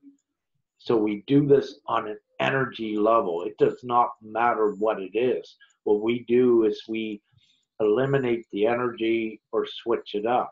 And we can also omit, as creators on a larger scale, we can omit segments of time as well. And very comically, why I put a post on my timeline last night that, in 1752, 11 days was omitted from, the UK and North America because they adopted the Gregorian calendar, where they used to have the Julian calendar, which was based on Julian Caesar. But what you saw on a small scale is that, the people omitted 11 days. And it's so comical as well with that, that, essentially where they eliminated those 11 days, any children that were born in them 11 days, really, they don't exist, Yeah. you know. So it's, you know, kind of comical in that, but I don't wish to go too much deeper into that, but, you know, just try to give a lower example of what we are capable of doing, you know. Yeah. It's not far-fetched, as I said, when you look at, you know, those 11 days being erased from pretty well history. They went from September the 3rd to September the 14th overnight. Like, I mean, you know, it can be mind-boggling, but it's really not. You can do where you can do it like that on a planetary scale. That's right. You see that? You can do it on a wider one. Well, transmute the 9/11 effect on masses. But, well, that is already being accommodated through the grand jury. I believe there's there's thousands of common people that are you know, that are sitting on that grand jury, and you know, the traumatic events had happened and people had died, but also it's being transitioned of what really happened with that. And, you know, with the 9/11, again, these things, people are being given the truth. They know what happened, but it's also allowing us to separate from that and the ones that were actually responsible for it, which, you know, many of the indictments are connected to that, what's there now. So the truth, you know, will be there, and will set the ones free of accusing terrorists and those sort of things, which was not correct. But I don't wish to get too much further in that. It's a transitional process, what we're doing, and what we need to look at really is a lot of these. The further you can go back, I forget her name that just said that, the further we go back and begin eliminating things, then it'll quickly be reflected. Yeah, true. It'll quickly be reflected into our now, and we can actually take it out of our existence. And one example of that, you know, if you don't want, for the most part for us, you know, we are able to take 9/11 out of our existence.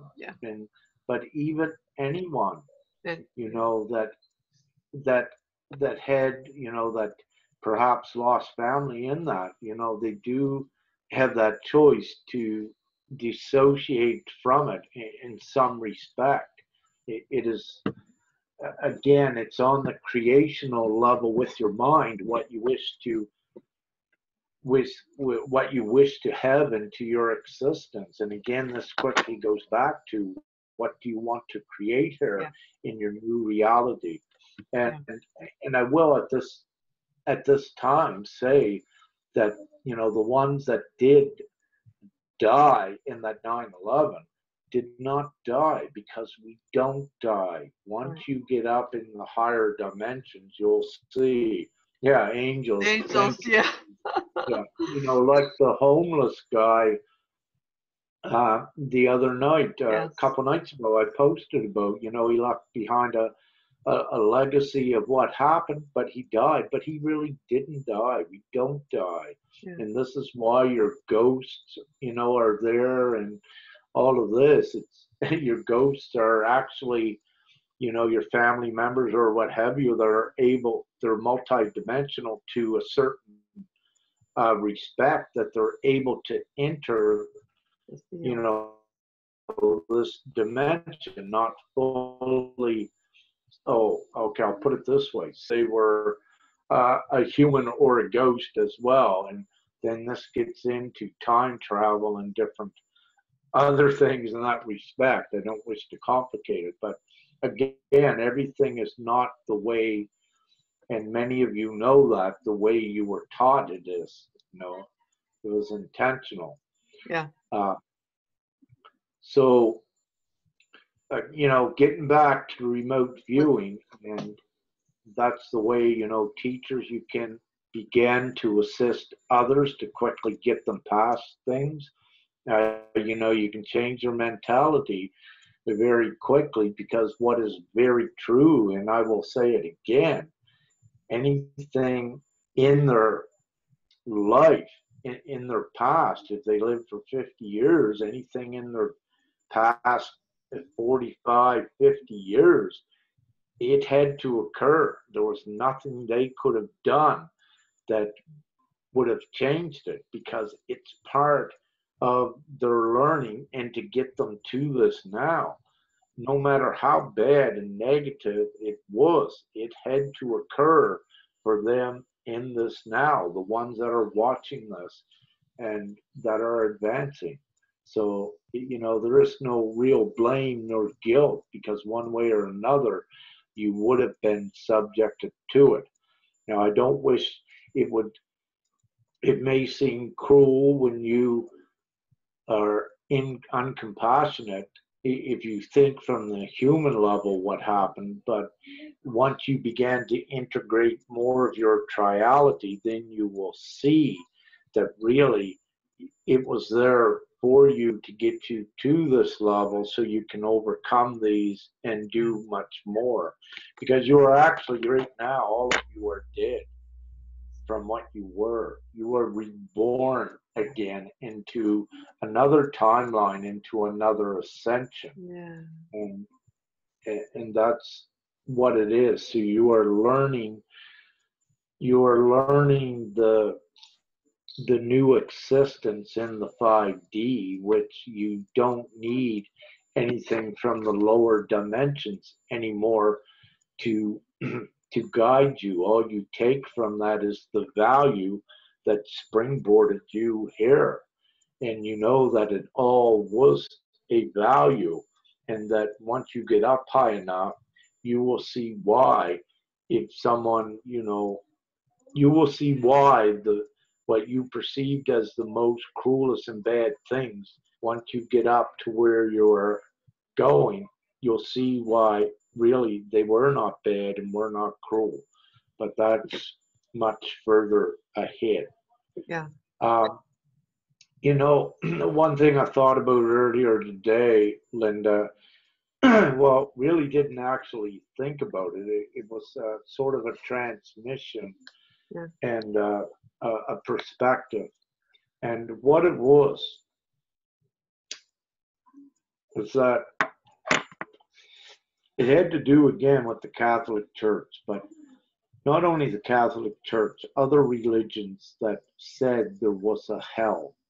And, you know, what hell actually was, it was created by the certain religions as another dimension, as an illusion. It was created to give to the, let's say, the people as a control factor. If they were able to, you know, tell people you got to do this, give to the church or whatever, or you'll go to hell, and these sort of things, they used it. Actually, they were the Antichrist. And but what they did, they created, to make you think, they created an illusion of a sub level. In actuality, we were at the lowest level. If you want to put hell on the bottom, we were at that. That is the mundane world.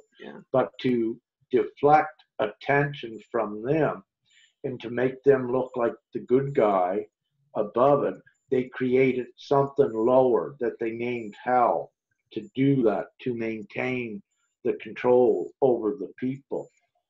So, and you know, I will probably be writing on that, because that was part of a channeling. And like Hung said, you know, when you're told to put something out, you got to, but we were focusing on this, so that will be coming. But that's what they did, you know. And what you've seen in respect to this, I was told there is no hell, right? When I was awakened, it was good for me. But what I saw just a couple of years ago, I believe the Pope tried to correct things, and there was a couple things out about it that the Pope said there is no hell. You know, they were trying to redeem themselves and backtrack out of their teachings and their control. But as you can see, no, it was all, yeah, thanks, Sherry. Love it. Yeah, you know, so we had them, and the truth prevails with it, and you know, many are seeing it, and but yeah, they created that. Really, the lowest you could go was where you were at here, you know, 5 years ago in your life here. So we are going up, and the Shania Twain song, "We only go up from here," is so true. We keep going higher. So I just wanted to, you know, again, to share. Many of you know that anyhow, right? But you know, there may be new people that are awakening, and I always love, you know, to include things for the benefit of all, right? And that's what I am. As I said, I go down to 4D sometimes, and things that I post or that I might comment on, and then I'm up high. That's me. I'm all over the place, and that's what I do. But also I recognize, and many of you do, that there's a huge wave coming here. Yeah, fine, Dragon. There's a huge wave. Again, what's awakening as a result of what's currently happening in the 4D with the protests and that. It is excellently arranging for the next wave to break through the threshold as well, in the most important stage of their awakening with the realization of what's really occurring. As I said, you know, a prime example of that is the Yellow Vest movement, and where I believe at least one protester has been killed. And I watched some of the footage, and what I watched was the law enforcement actually being intimidating and provoking the protesters there. That the protesters, it kind of looked like some of the protesters were perhaps not even being intimidating, and they were kind of forced upon. Wow. So, you know, with this footage coming out, and as we know with the media, the mainstream media anymore has lost its credibility. So it is rapidly imploding as well, because you have so many with other recording devices, phones and what have you, that's getting the truth out. It cannot be covered anymore. So what you're actually getting out of France and in other areas is undeniable, incontestable evidence of what the government is actually doing to its own people. And when they began killing people, you know, that is a huge acts of tyranny and much more. It's unacceptable. And, you know, it's savagery, but what is actually occurring there, the whole world is seeing it. And not only there, it's the other places as well, as with, you know, what happened in Canada, as we watched that footage of the little barricade with women standing behind it, and the military coming right over, like, and putting them to the ground, and like if they're criminals. And you know, it's so pathetic to watch that 4D level where you have actual military and law enforcement actually going against their people. I mean, you know, when you look at this, what kind of people actually are these soldiers? What kind of people actually are these enforcement officers? Do they not have families, or like, what are they? You know, to be, where is their compassion and, you know, standing up for a government or something that is imposing enslavement upon a people, instead of standing beside the people?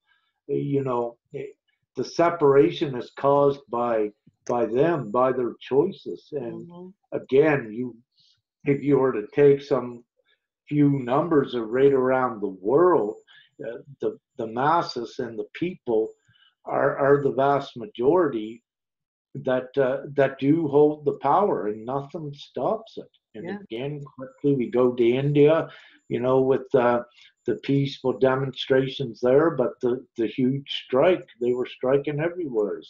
Yeah. And they were having immense effects on it. So the 4D is transitioning again. Yes. So it's beautiful to see this transitioning. It has to occur. Yeah. Yeah, definitely. Do you want to open up to any questions? Yeah, on that remote viewing, I believe, yes, it's so important. Yeah, indeed. Okay. I know Lindsay had a question on, may we all be on the same page as angels? What more could we give? Lindsay, I'm going to open you up to your mic. Oh, can you hear me? Yep, now I can. Yeah, go ahead. Hi. Hi, Lindsay. Hi. Well, my first question is there's so many things happening and everybody's being tested, and I get that, but things are becoming financially strained. I'm more than strained, and I'm just wondering when we're going to see a break here. I'm caring for a mother who's had 2 heart attacks, another mother who has had Alzheimer's, and everything's just kind of culminating, and I'm wondering when the relief is coming. Yeah, Yeah. I know what you're saying, Lindsay. And again, all I'm given from Father in respect to this, that we're very close at hand, and what we're anticipating is this global currency reset. What's currently happening at this time with the U.S. and with Trump, with the shutdown of government. This has been several years ago in preparation for the ones that knew about the RV, the resets of currencies. They very well described way back then that to implement the process that there may be required a shutdown of government and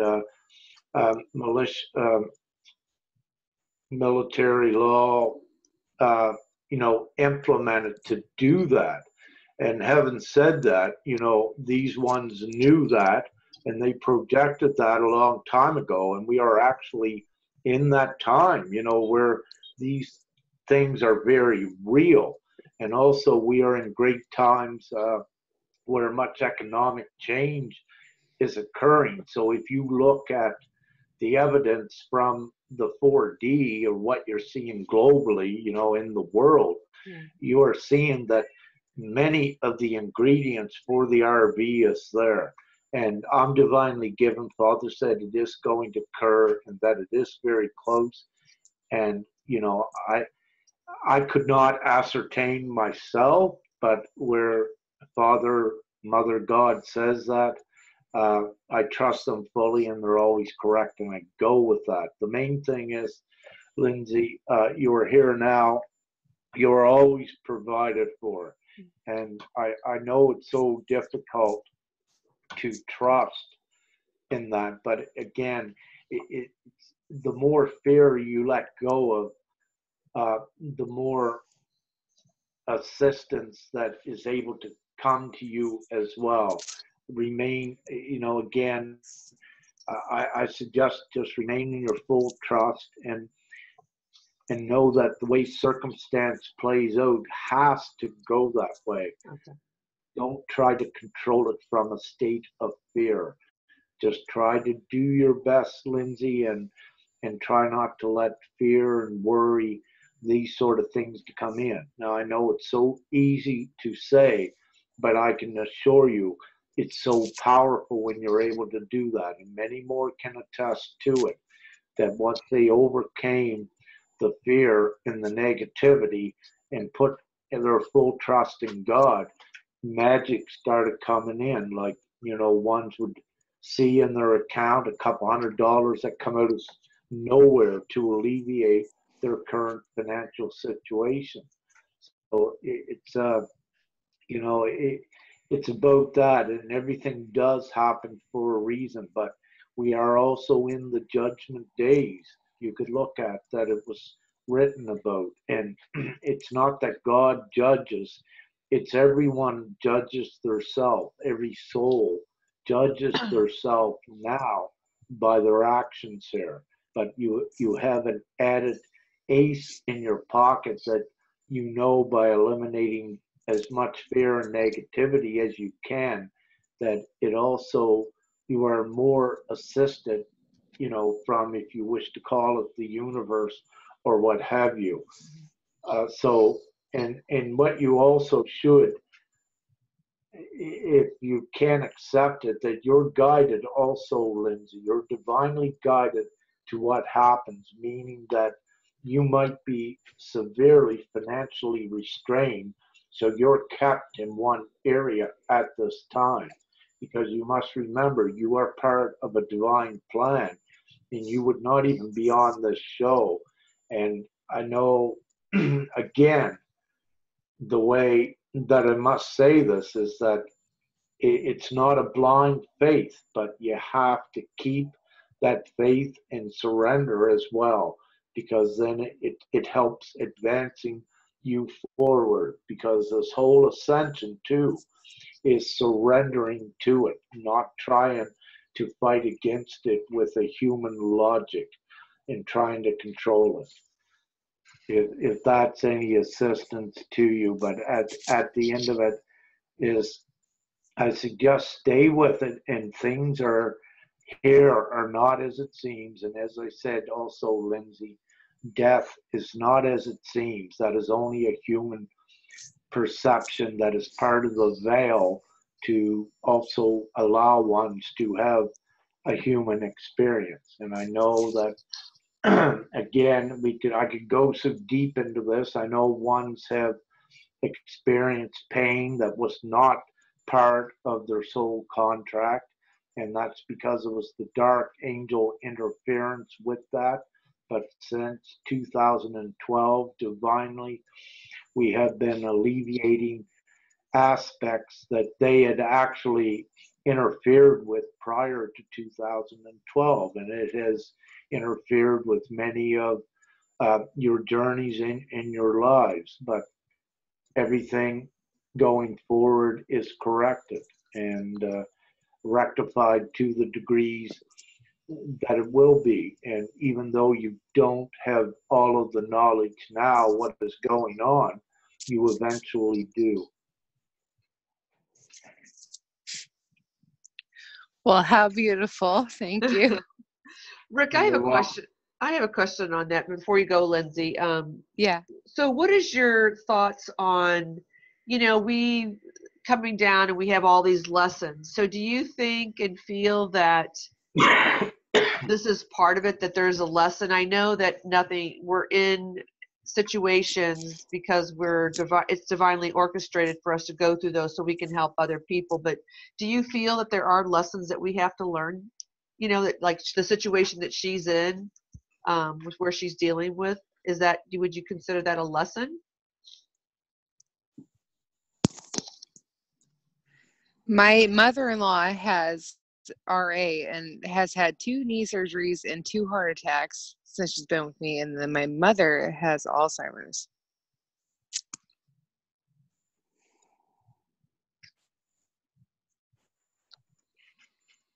Oh, okay. Did you ask me a question, Linda? Or Yes, I was asking you. Thanks. Oh, sorry. What was So my question was, do you feel that that there's lessons that we have to go through here in life in order to, that we have to move through, we get these lessons in order to move through it? I mean, I have a whole lot of thoughts on that, but what's your perspective on that? Let's say, some were lessons, but some was interfered with the soul contract here as well. So some were lessons, but some were not. It was direct dark interference with some. But also what we should, Lindsay, accept, or at least explore what I'm about to say in this respect, that each soul here has a contract, a divine contract that is beyond this world, that if they are to ascend in physical form, or if they are going to ascend through a death process, what is known as death on the planet. But in respect to that, each one's soul journey should be respected and accepted as what it is. And again, not know that it's for each to know that it's not the end. Just because one may die here, they don't die. We exist for all times. And, your scientific community in the 4D recently began putting out papers about that. They know the consciousness does not die. So let's say they're on the right track, but someone could die here, but and leave a physical vessel behind, but they are also ascending, that they don't die. And this again goes, they're in another very real place, if that is any consolation. But it is truth, and this is what occurs, and I share that with you, but you go with what resonates. Yeah, and I just want to add on to that, Rick, that what I'm hearing too is that, and it's really everything that Rick's been saying, is that we're in this this hourglass, as he said, we're in this middle part, and we're raising up, and the more that we focus on the positive and what we really want to create in our lives, the more that we will raise to that. So wherever you're at in your life, know that it's for a reason, and for you just to really know that things are changing, we are advancing, the outside world is showing that, proving that. And there's Tutu just posted some stuff which I'll read afterwards, but so just know that it's all going to be great. And it really is right now. You know what I mean? It's like, really, like Rick's been saying, like these, just to really stay in that creative, positive, really high vibrational state. I am trying my best. Yeah. High Yeah. vibes all the way. Yeah. Sometimes it's not easy, but we just have to, and really being in, like you said, be on the show and being in the groups that are helping you to remain in that place. That's where you want to be, is connecting with those people and staying in connection with them, so you can keep your vibration up as well. Exactly, and that helps you to go into the other dimensions, Lindsay, where things can change like overnight. One example is a person that they could be like, they have a whole family that's not awakened, and they are. And what can happen with this, and we have seen this happen, that with many, not one, with many, that, well, let's say more than one, more than several, but we have seen that they will just overnight see that for some reason their whole family is awakened to higher degrees and are on track with what they're doing.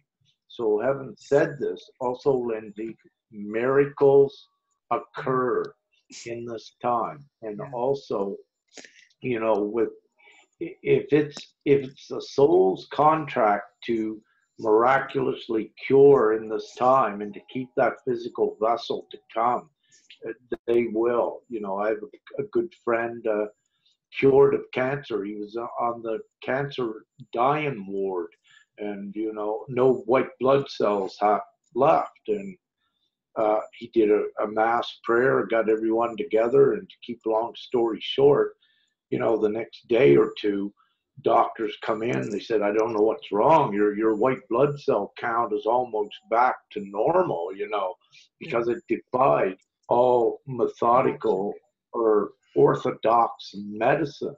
Yeah. And we are also in these miraculous times. So nothing is really to be ruled out. when that is occurring more and more and more. And it's, I am so fortunate to talk to so many that I have, many of their stories like this, many of their miracles they have shared, and it's not random. It is very real and very true with this. Yeah. Well, we're here for you. Thank you so much. You're welcome. Thank It you. has. Welcome, Lindsay. It's been a labor of love, but at the same time, it's all worth it because so many things, so many synchronicities keep happening. And it's just Awesome. undeniable. Yeah, that's beautiful. Yeah, we're leaving this world, Lindsay, but Yeah. we're transitioning out of it. Father says it's a transitional process. Yes. But we're Well, doing I'm it, here. I'm helping whoever I can, and I'm here. Yes, you are. Yeah. And that's what, Absolutely. yeah.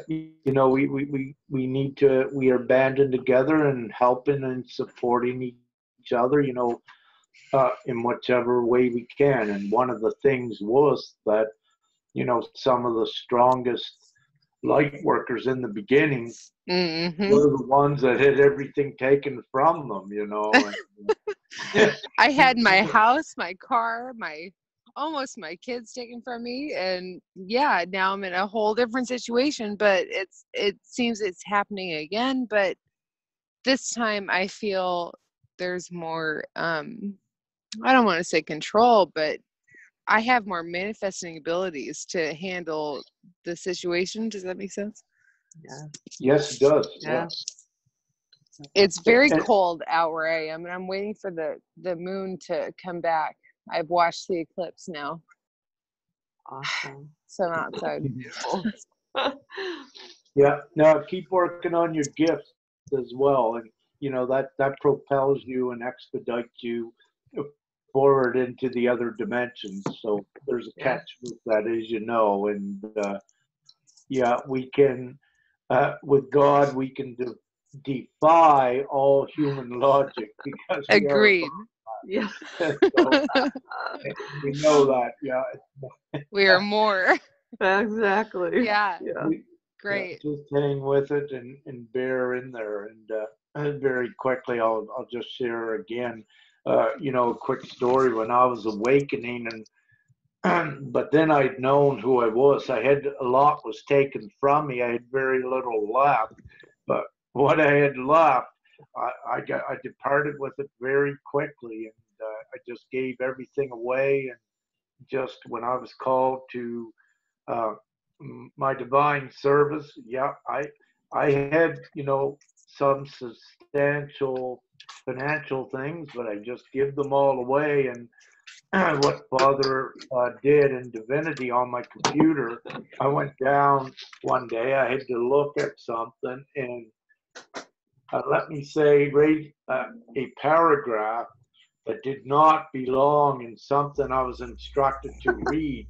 It read that, Lindsay, it said, we're up here laughing, our asses off or what have you. We never saw anyone so willingly give away all their material things. And I said, well, come on, I'm ready. Let's get this done, right? That's right. That was several years ago, but let me say, Father and Divinity, the angels and all of that, they had a great laugh off of that what I had left, I just give it away. I wasn't waiting for it to be taken. I said, hey, they want it, it's got to go. It's material things that would stand in the way for what I'm supposed to do here. So I had to be also immediately detached from the material world as much as I could. But also with that come my physical family I had there, Lindsay.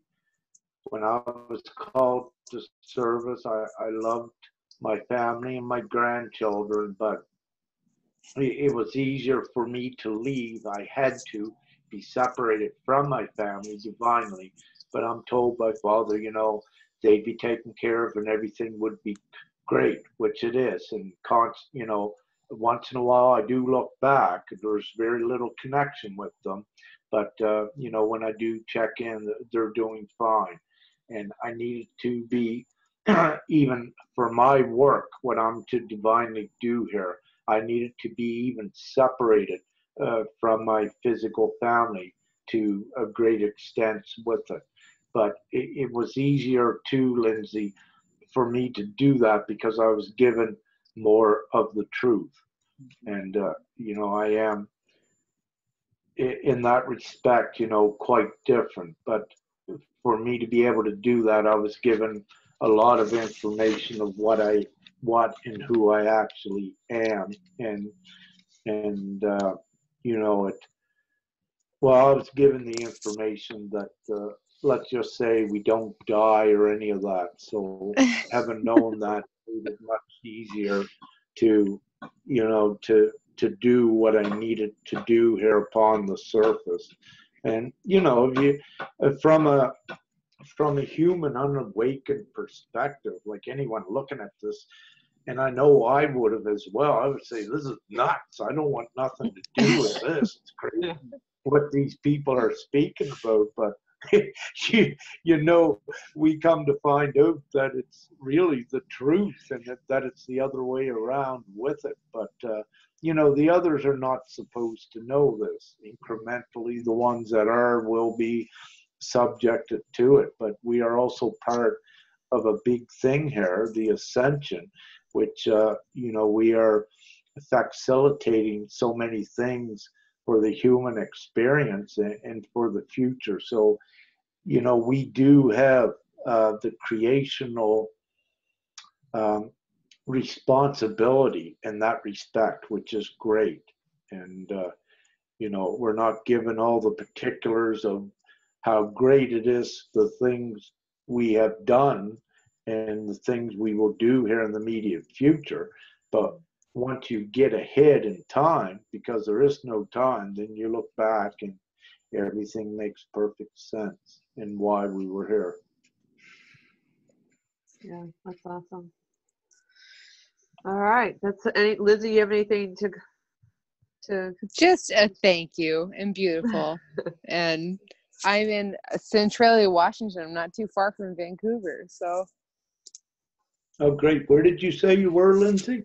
Centralia, Washington. Oh, okay, in Washington. Okay, great. Yeah. Awesome.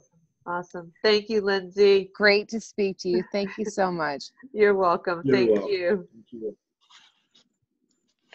Okay, we do have a question. It was great to, well, I'm going to say, Two Truth said, yes, Donald Trump is challenging the Fed as we speak. Banking reset is in the works. End of finish line almost there. Praying for everyone to have enough until, yeah.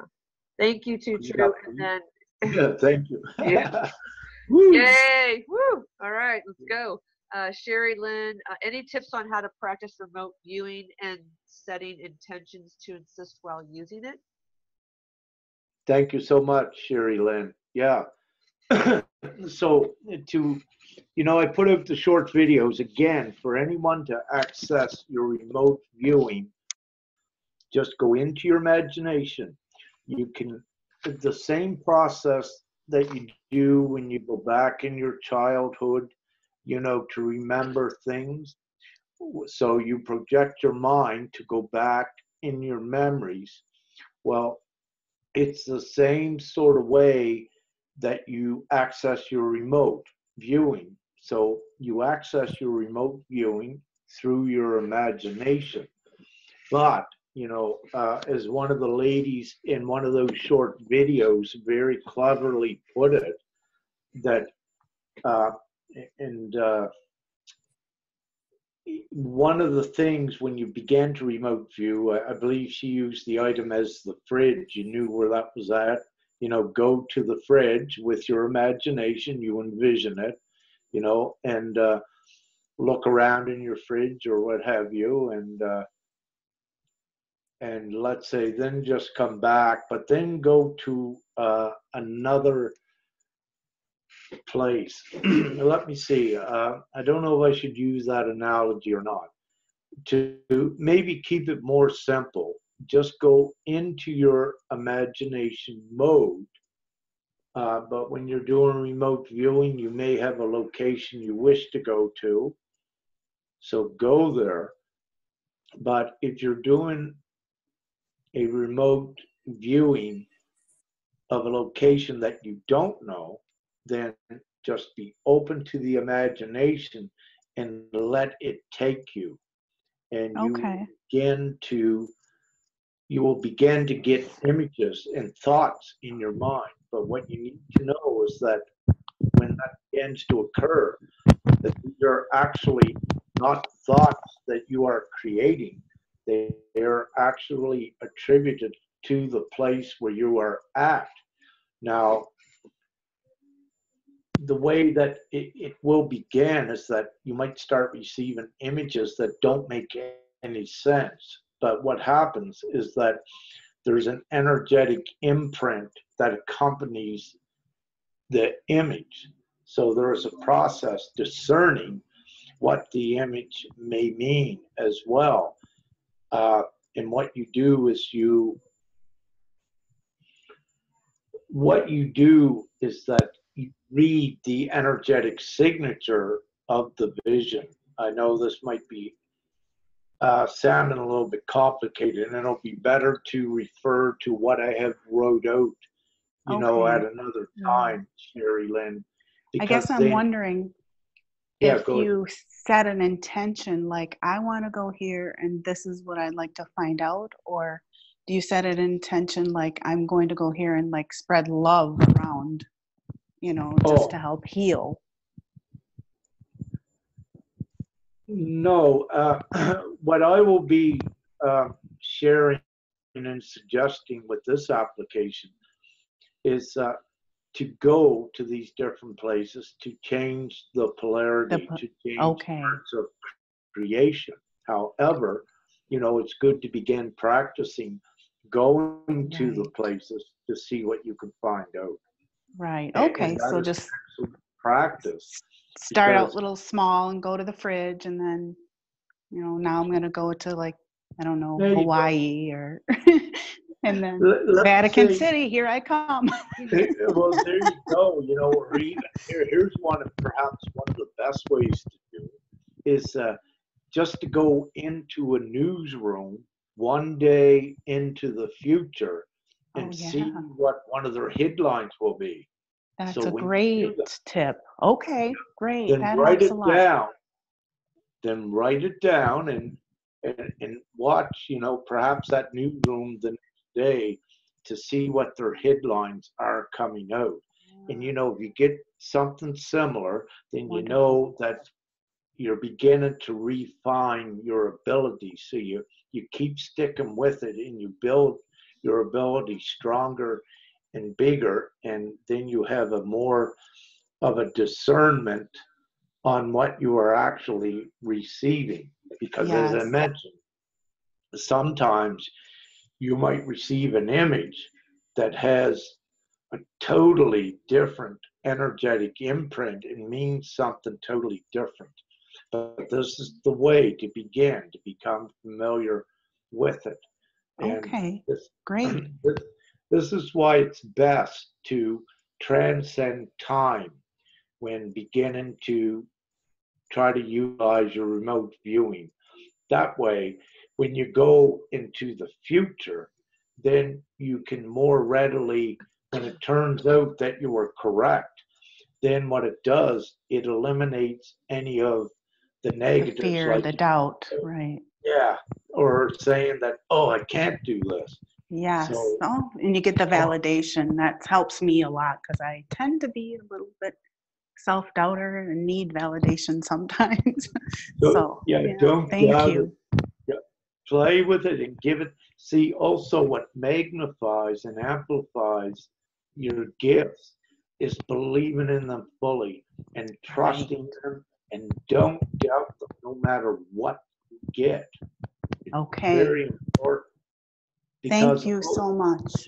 You're welcome. But also, what I wish to share, don't forget, Sherry Lynn, and any of the viewers, that there are several different timelines playing out. So just because you might go to the newsroom tomorrow, if that was in a 4D timeline, let's say there was a 4.2 earthquake in California, that you received that.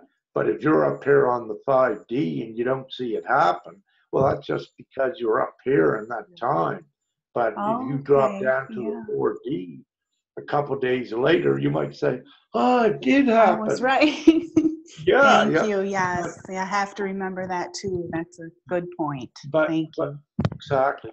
But always trust this, and as well as with the clairvoyant ones and the mediums, which they deal with, and the psychics, they deal with transcending time and space. So if you take a medium, for example, which if you take a medium, a lot of times what they do is they will engage with an essence from another time to get the answers. So what they actually do is that they do transcend time and space, but they bring the essence into their now as well to communicate.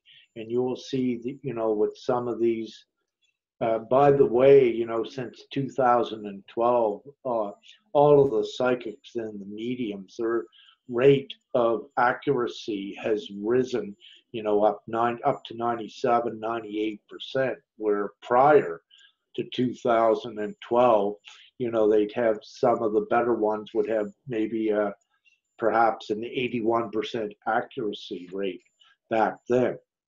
But also, in actuality, right now, every one of them is 100% correct. And the reason why they are correct in what they say is because they can access multiple timelines. So even though they say something now that you might not see happen on this timeline, it's for that very reason that they are accessing something from another timeline. But then once they know that, it becomes their responsibility to be able to discern what actual timeline is it coming from. So when they're doing their work accessing that, they need to discern, will it happen? Will it occur in the future if it's a futuristic thing on the timeline they are occupying, or if they're assisting an individual, will it occur on their current timeline? Because we are fluctuating, you're multidimensional. So there are many things happening on different timelines, like when your items begin to appear and disappear. It's the same thing with a psychic or a medium. If they don't know what timeline they're on, where their message applies to, it might look like they're wrong, but they're not.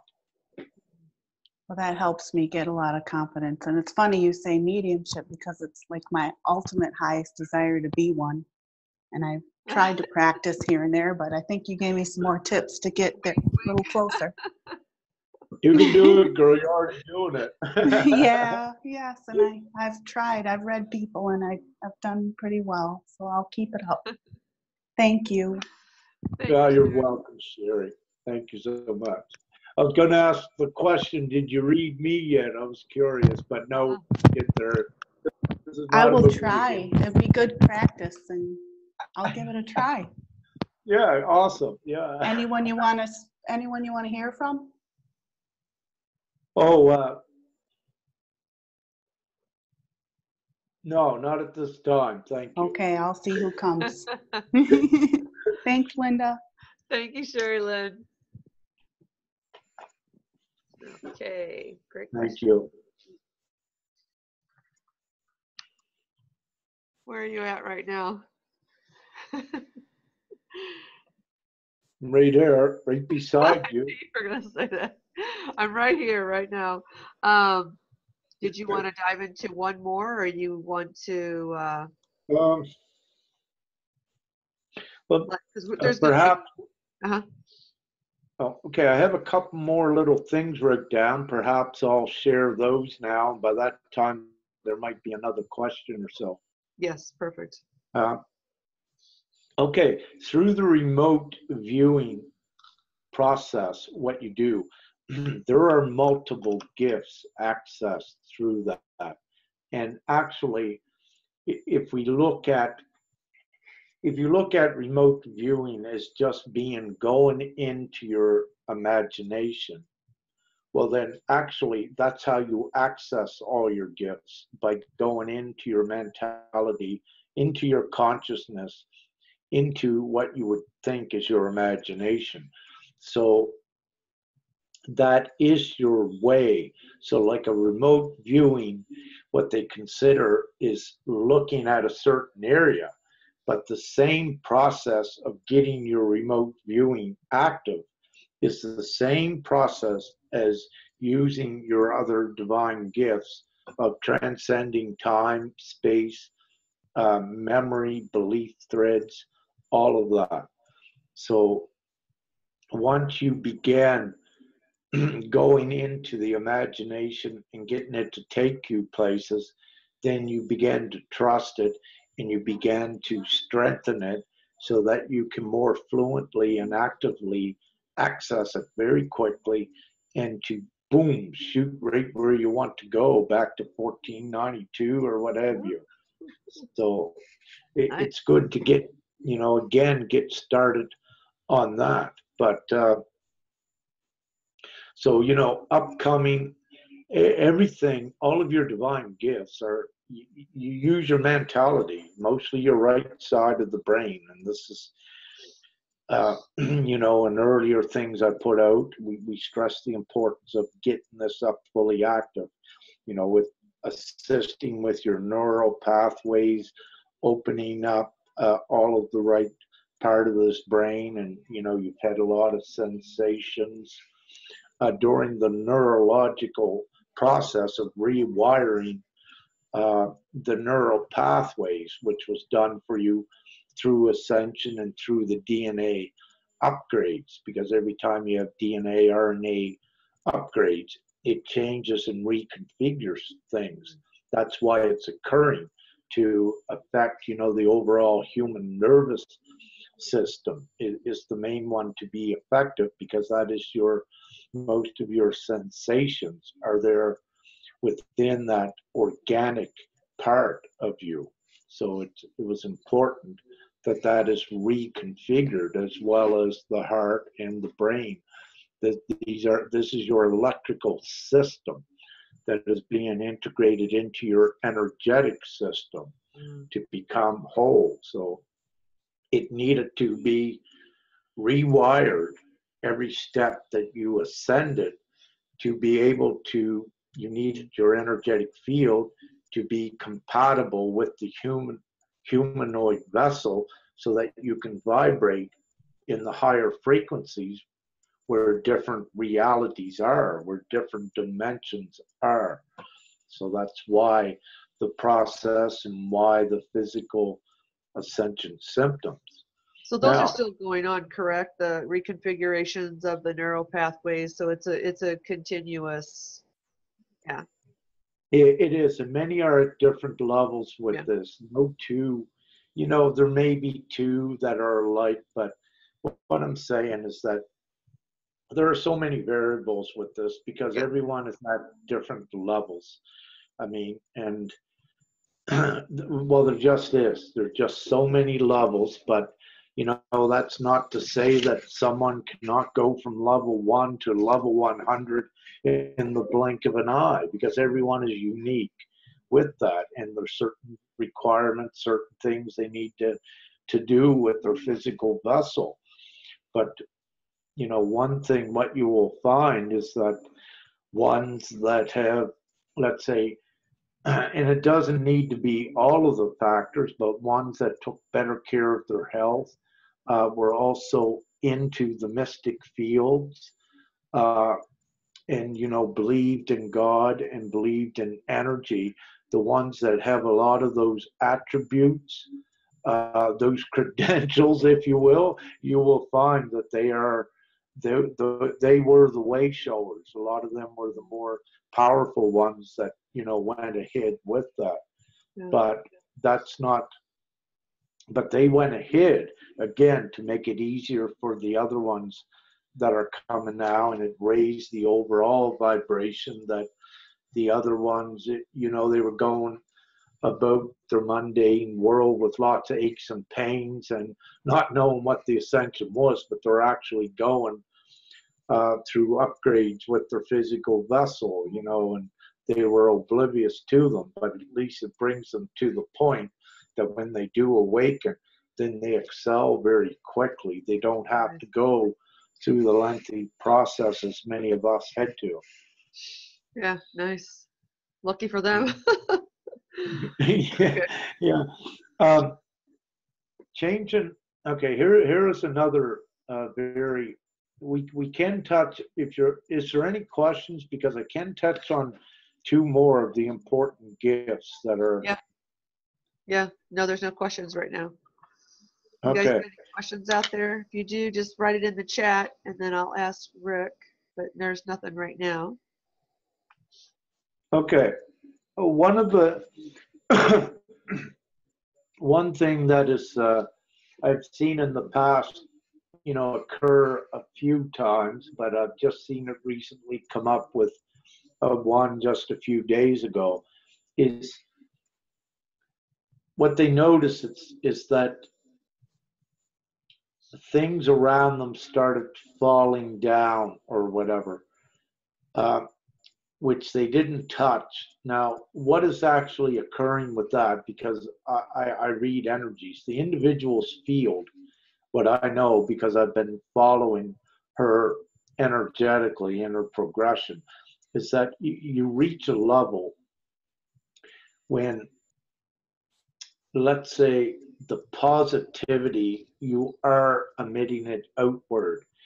And with that, what you began to do is you began to change the charge in items that are around you, especially if they were negatively charged.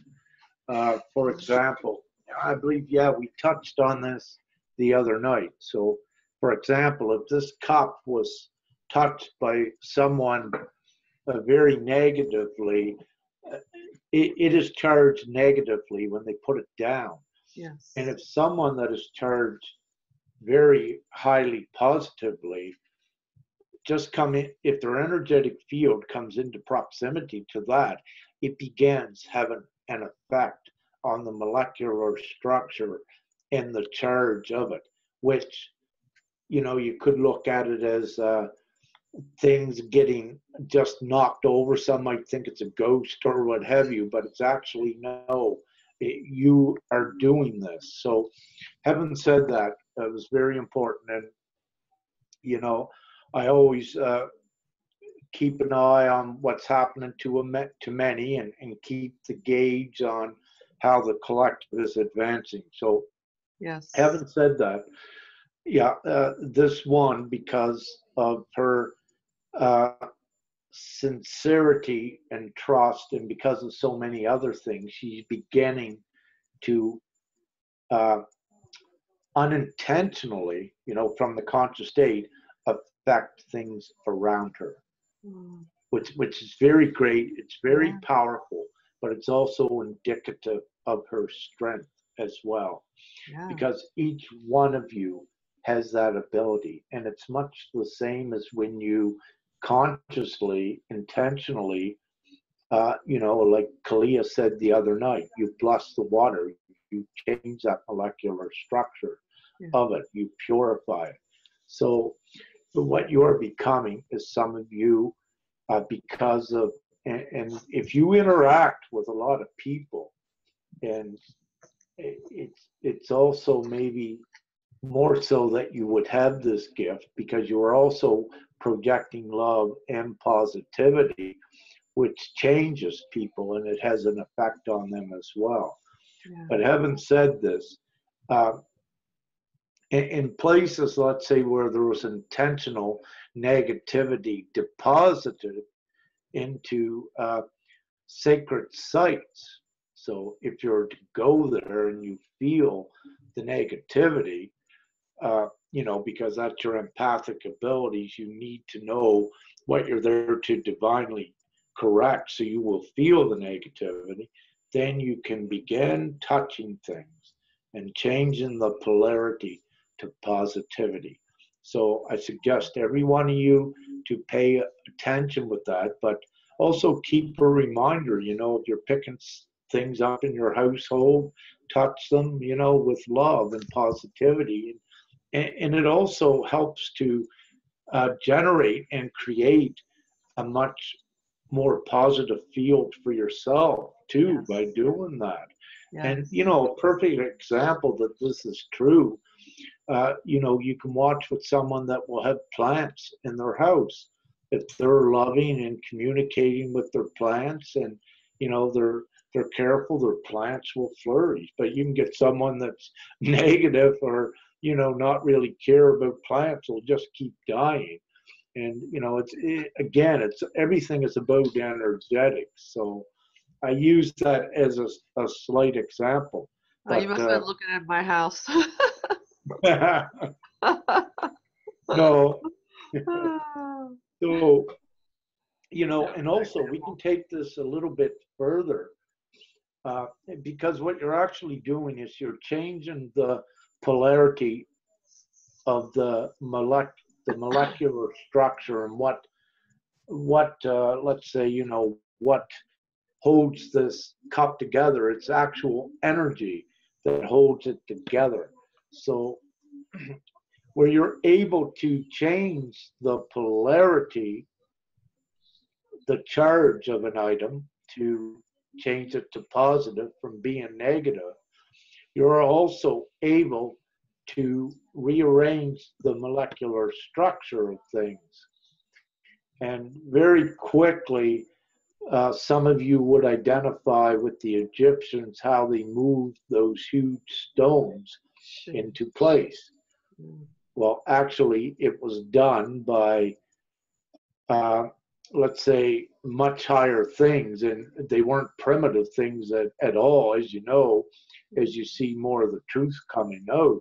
But more of the truth is, when you enter your God and your goddess states, you know, not only can you create hearts in the sky or manifest, you can also make things levitate and change the molecular structure.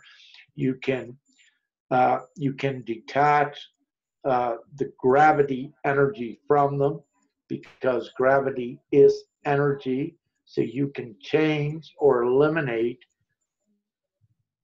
that energy once you keep building yourself up how to do it in your mind. And you can manipulate energy in accordance with the divine plan. Yeah. But just because it doesn't seem to work, again, don't think that. You are governed here. You are a god and a goddesses. And what's going to occur where you're going next, you're going to be having lots of fun with these sort of things, and you'll find that you really can do them. But you'll also find that some of you have already, some of you are almost there to do that now here. Wow. Woo. So yeah, well, it's telekinesis, right? Yeah. You know, Yeah. there are, within the children, there are, you know, right here, right now, that are able to more efficiently control telekinesis in this now than what they could 10 years ago. Yeah. And telekinesis is actually manipulating the atomical structure and the laws of gravity and the energetic restraints upon an object. Yeah. And again, it's right in line with transcending space and time. When you're able to do that, that means that an object laying on your table, you can transcend space. So that means you can move it, and also it can appear and disappear, because you can transcend time and space.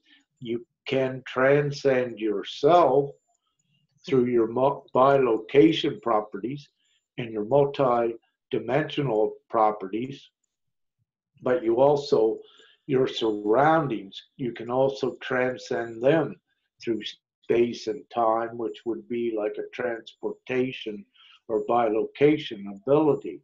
But again, we are going towards this, and it is divinely governed, because you don't want, I guess part of the divine plan is not to have about 5 million people just floating around on Earth at this time. So Yeah. there are rules. Yeah. I was just going to ask you, I'm sure there has to be some sort of approval from divinity with some of those aspects, correct?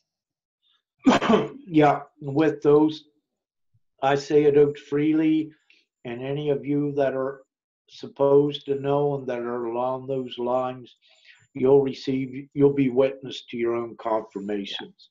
Okay. Awesome. I will say, perhaps a couple of years ago, there was a child that was able, from his crib, began moving items around, but there's more than one in his room. So. Very beautiful and comical as well. Wow. And harmless. Huh? And harmless. Yeah. It's all good. It's the divine magic and the abilities with, these gifted children today that are incarnating here as well. See, the higher we raise this frequency, the higher gifted the ones are that are coming into these realities. They're already, they're already able to access these gifts and higher magic. They are crystalline, and you can also see it in their blood and in their eyes and in their things they do. They're so beautiful and precious and empowering, and it's also quite comical because some of them are what you would call very old souls, meaning old souls that have incarnated here so many times, yet they wanted to come back as a child to have an elevated human experience with the 5D, so they're coming back to have more fun in that respect. But you're seeing some of the old guys or old guys and gals, the old souls, get incarnate back here to have more fun and to assist with the ascension, Yeah, that's awesome. Yeah, it's great to it's an honor to be here for sure, to witness all this. Mm-hmm. It's pretty spectacular. It is just and again, I know I talk about very high, what would be called fantastical things, but hey, everyone hold on, you'll get your confirmations. And I can speak, with conviction because I know it's true. Yeah. But you need to know it, and you will get your confirmation. Stay open to it. Yeah. And that's great. So now, what we did is we touched on the other day one that she had shared with me, her gifts, and so this is a very important gift, and it is here now for ones to recognize. What it is that in assisting others, that just hold on a second.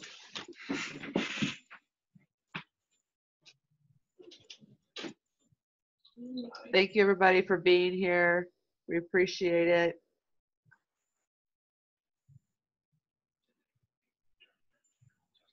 I saw some comments on the moon. It sounded like it was really beautiful. Just a wee bit because I can hear it here.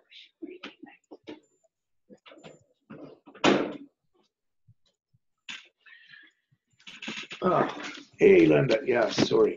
Okay. So again, this is an important gift as well, which is part of the package. And it's your inner knowing being elevated, and this is for the teachers as well. It's your inner knowing being elevated, that you are able to look at, let's say if you're on Facebook, someone's comment or message that they need assistance. You are able to look at it and very quickly uh, receive what is the thing that is holding them back or what their problem is, that you quickly and intuitively just know what it is. And what you can do in that respect, you don't double guess what you feel and what you know. You accept it as your gift, and you don't hesitate, and you can put that out very quickly. So it's a gift. It's that inner knowing. It's the psychic ability, which it's attached to your divine gift, but it's here for a reason, to expedite assisting the others. So you're more efficient at assisting many instead of spending hours on one. You can just do it in a few sentences. So trust your gift that you have in doing that, utilize it, strengthen it, and then share with the others this gift as well. And again, all of your gifts are dependent upon your degree of trust and belief in them. So if you don't readily believe, or if you begin to question your gifts, immediately you begin to diminish them and contaminate them with what you would call negative aspects, which is like anchors, and it makes them less effective. So trust, all of those gifts. So that gift is out there, the inner knowing, and it's much more than ever before. It's much more acute, right directly to the point, instead of you trying to rationalize in your brain and beat around the bush if what you're getting is correct. Trust it, and you'll just have the inner knowing. You'll just go on there and you'll see a comment, and all of a sudden, what will come flooding in your head? Oh, okay, this is their problem. So you recognize it immediately that it's coming from your higher place, and you're to assist her with whatever it may be, and don't hesitate on what you're getting with that. So that gift is being turned on for more, as well as they enter the triality, but also while they're in the triality, they are turning on more of their gifts as well. Nice. Yeah, it's beautiful. Yeah, that's really awesome. It is. For most of, I'm allowed to say, for most of you that know me and ones I have assisted in the past, you have seen that sometimes I'll just put a sentence or two down, and the ones of you that follow very quickly know that that I know, what is the thing, and you get your confirmation. So this is the same thing. This is how I know, and this is also how more of you will become to know, because you are connected to divinity, and you are told exactly what it is to assist the other one with, so that you're more effective and you're not spending lots of time on that. Yeah. Yeah, I think that was a good point too, is spending time on each individual person, that you put something in there that can affect the whole, so to speak, all. Mm-hmm. Is what you were saying, correct? Instead of working on each individual person. Yeah. To work on the whole. Yes. But what will happen is that during this process as well, you're going to be much more effective. Yes. You might have a half a dozen a day that very quickly you can just shoot them a couple lines, and that will appease that situation while the teachers, you go out and put out your perspectives, what you know that will help hundreds or thousands. Yeah. And it makes you much more divinely efficient in this now. Yeah. Yeah. Because it seems as though you'd be wasting your energies. That's why you're saying this is so the energy is not, I shouldn't say wasted, but exerted, so to speak. But yeah, yeah. Yeah, But you're exactly right. Yeah, some of these individuals, you know, they have divinely integrated more of their prowess by raising their vibration and dealing with all the fear. And then what happens? Their gifts come flooding in like out of nowhere, like, you know, like that sort of psychic gift I just shared. This lady did not have that before. Boom, that just come because that's where, you know, she's been doing her amazing work, been advancing forward, and hey, you know, here's some of the rewards. And you know, what a beautiful gift to have, to just have that knowing to assist someone just very quickly, you know. And precisely.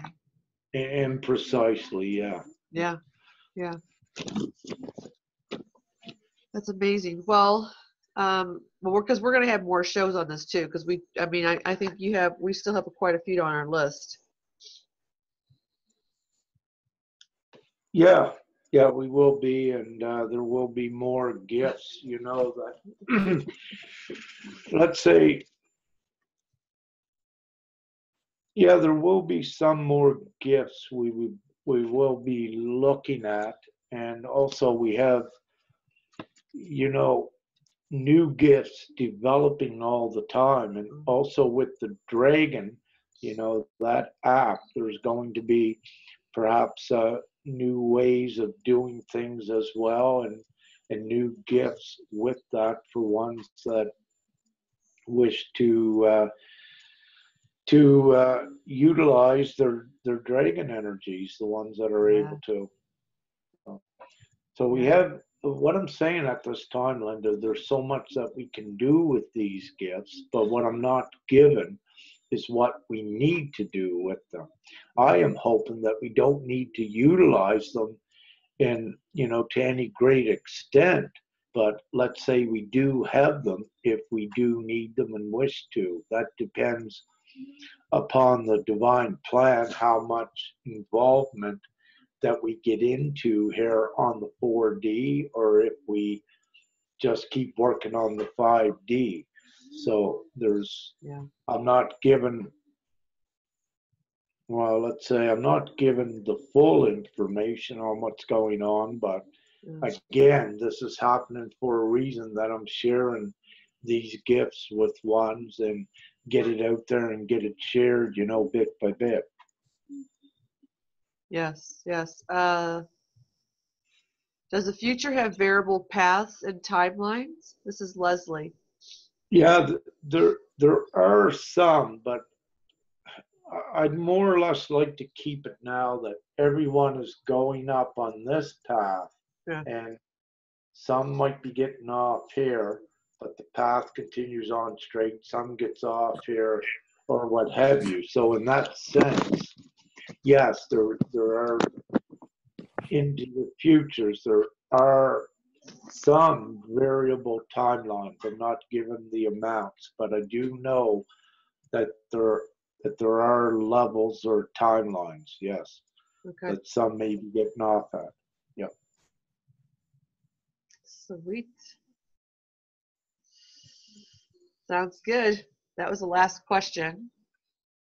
Leslie, I don't know. Leslie, do you have anything that you want to ask Rick on that one? Wow. You good? Okay. Okay. Yep. Yeah. So before I do anything, before we do anything with the divine gifts, again, that may be a week, I'm uncertain with that. maybe before that, I'm uncertain. We covered quite a bit tonight. There are some other things, but I believe it'd be good too to give some time for perhaps one to play with the remote viewings, and maybe we'll get some feedback in a show about that before we go further.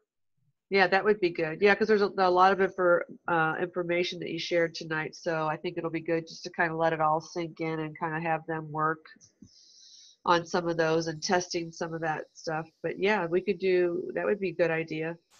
Is to anybody that has anything that transpired from the show, says any new Yeah, would be great to hear. and I wish to take a break from the interviews and get some things wrote up, unless we got to do a quick energetic one, right? Energy Yeah, up. like the dragon one that happened, which that was so awesome. Yeah, that was amazing. Well, yeah. Yeah. I believe, I feel you should see if Hung will come on to a show with you, Linda, as well. You have a couple upcoming, and Yes. that's your. Yeah, no, I'll definitely talk to her about that. Yeah, I'll message her and find out. But yeah, I'll do that for sure.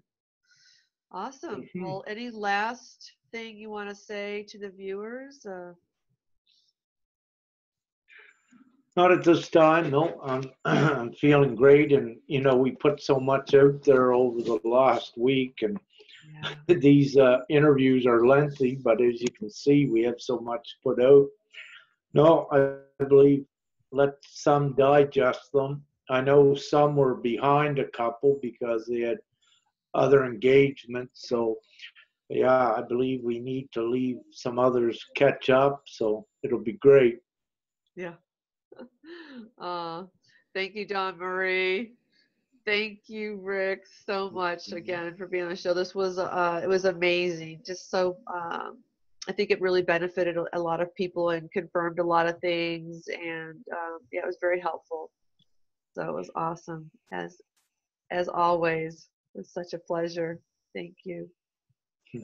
Thank you so much, Linda, and thank all of the viewers here, and love you all, and kisses and winks and the peace, and have a great, great evening.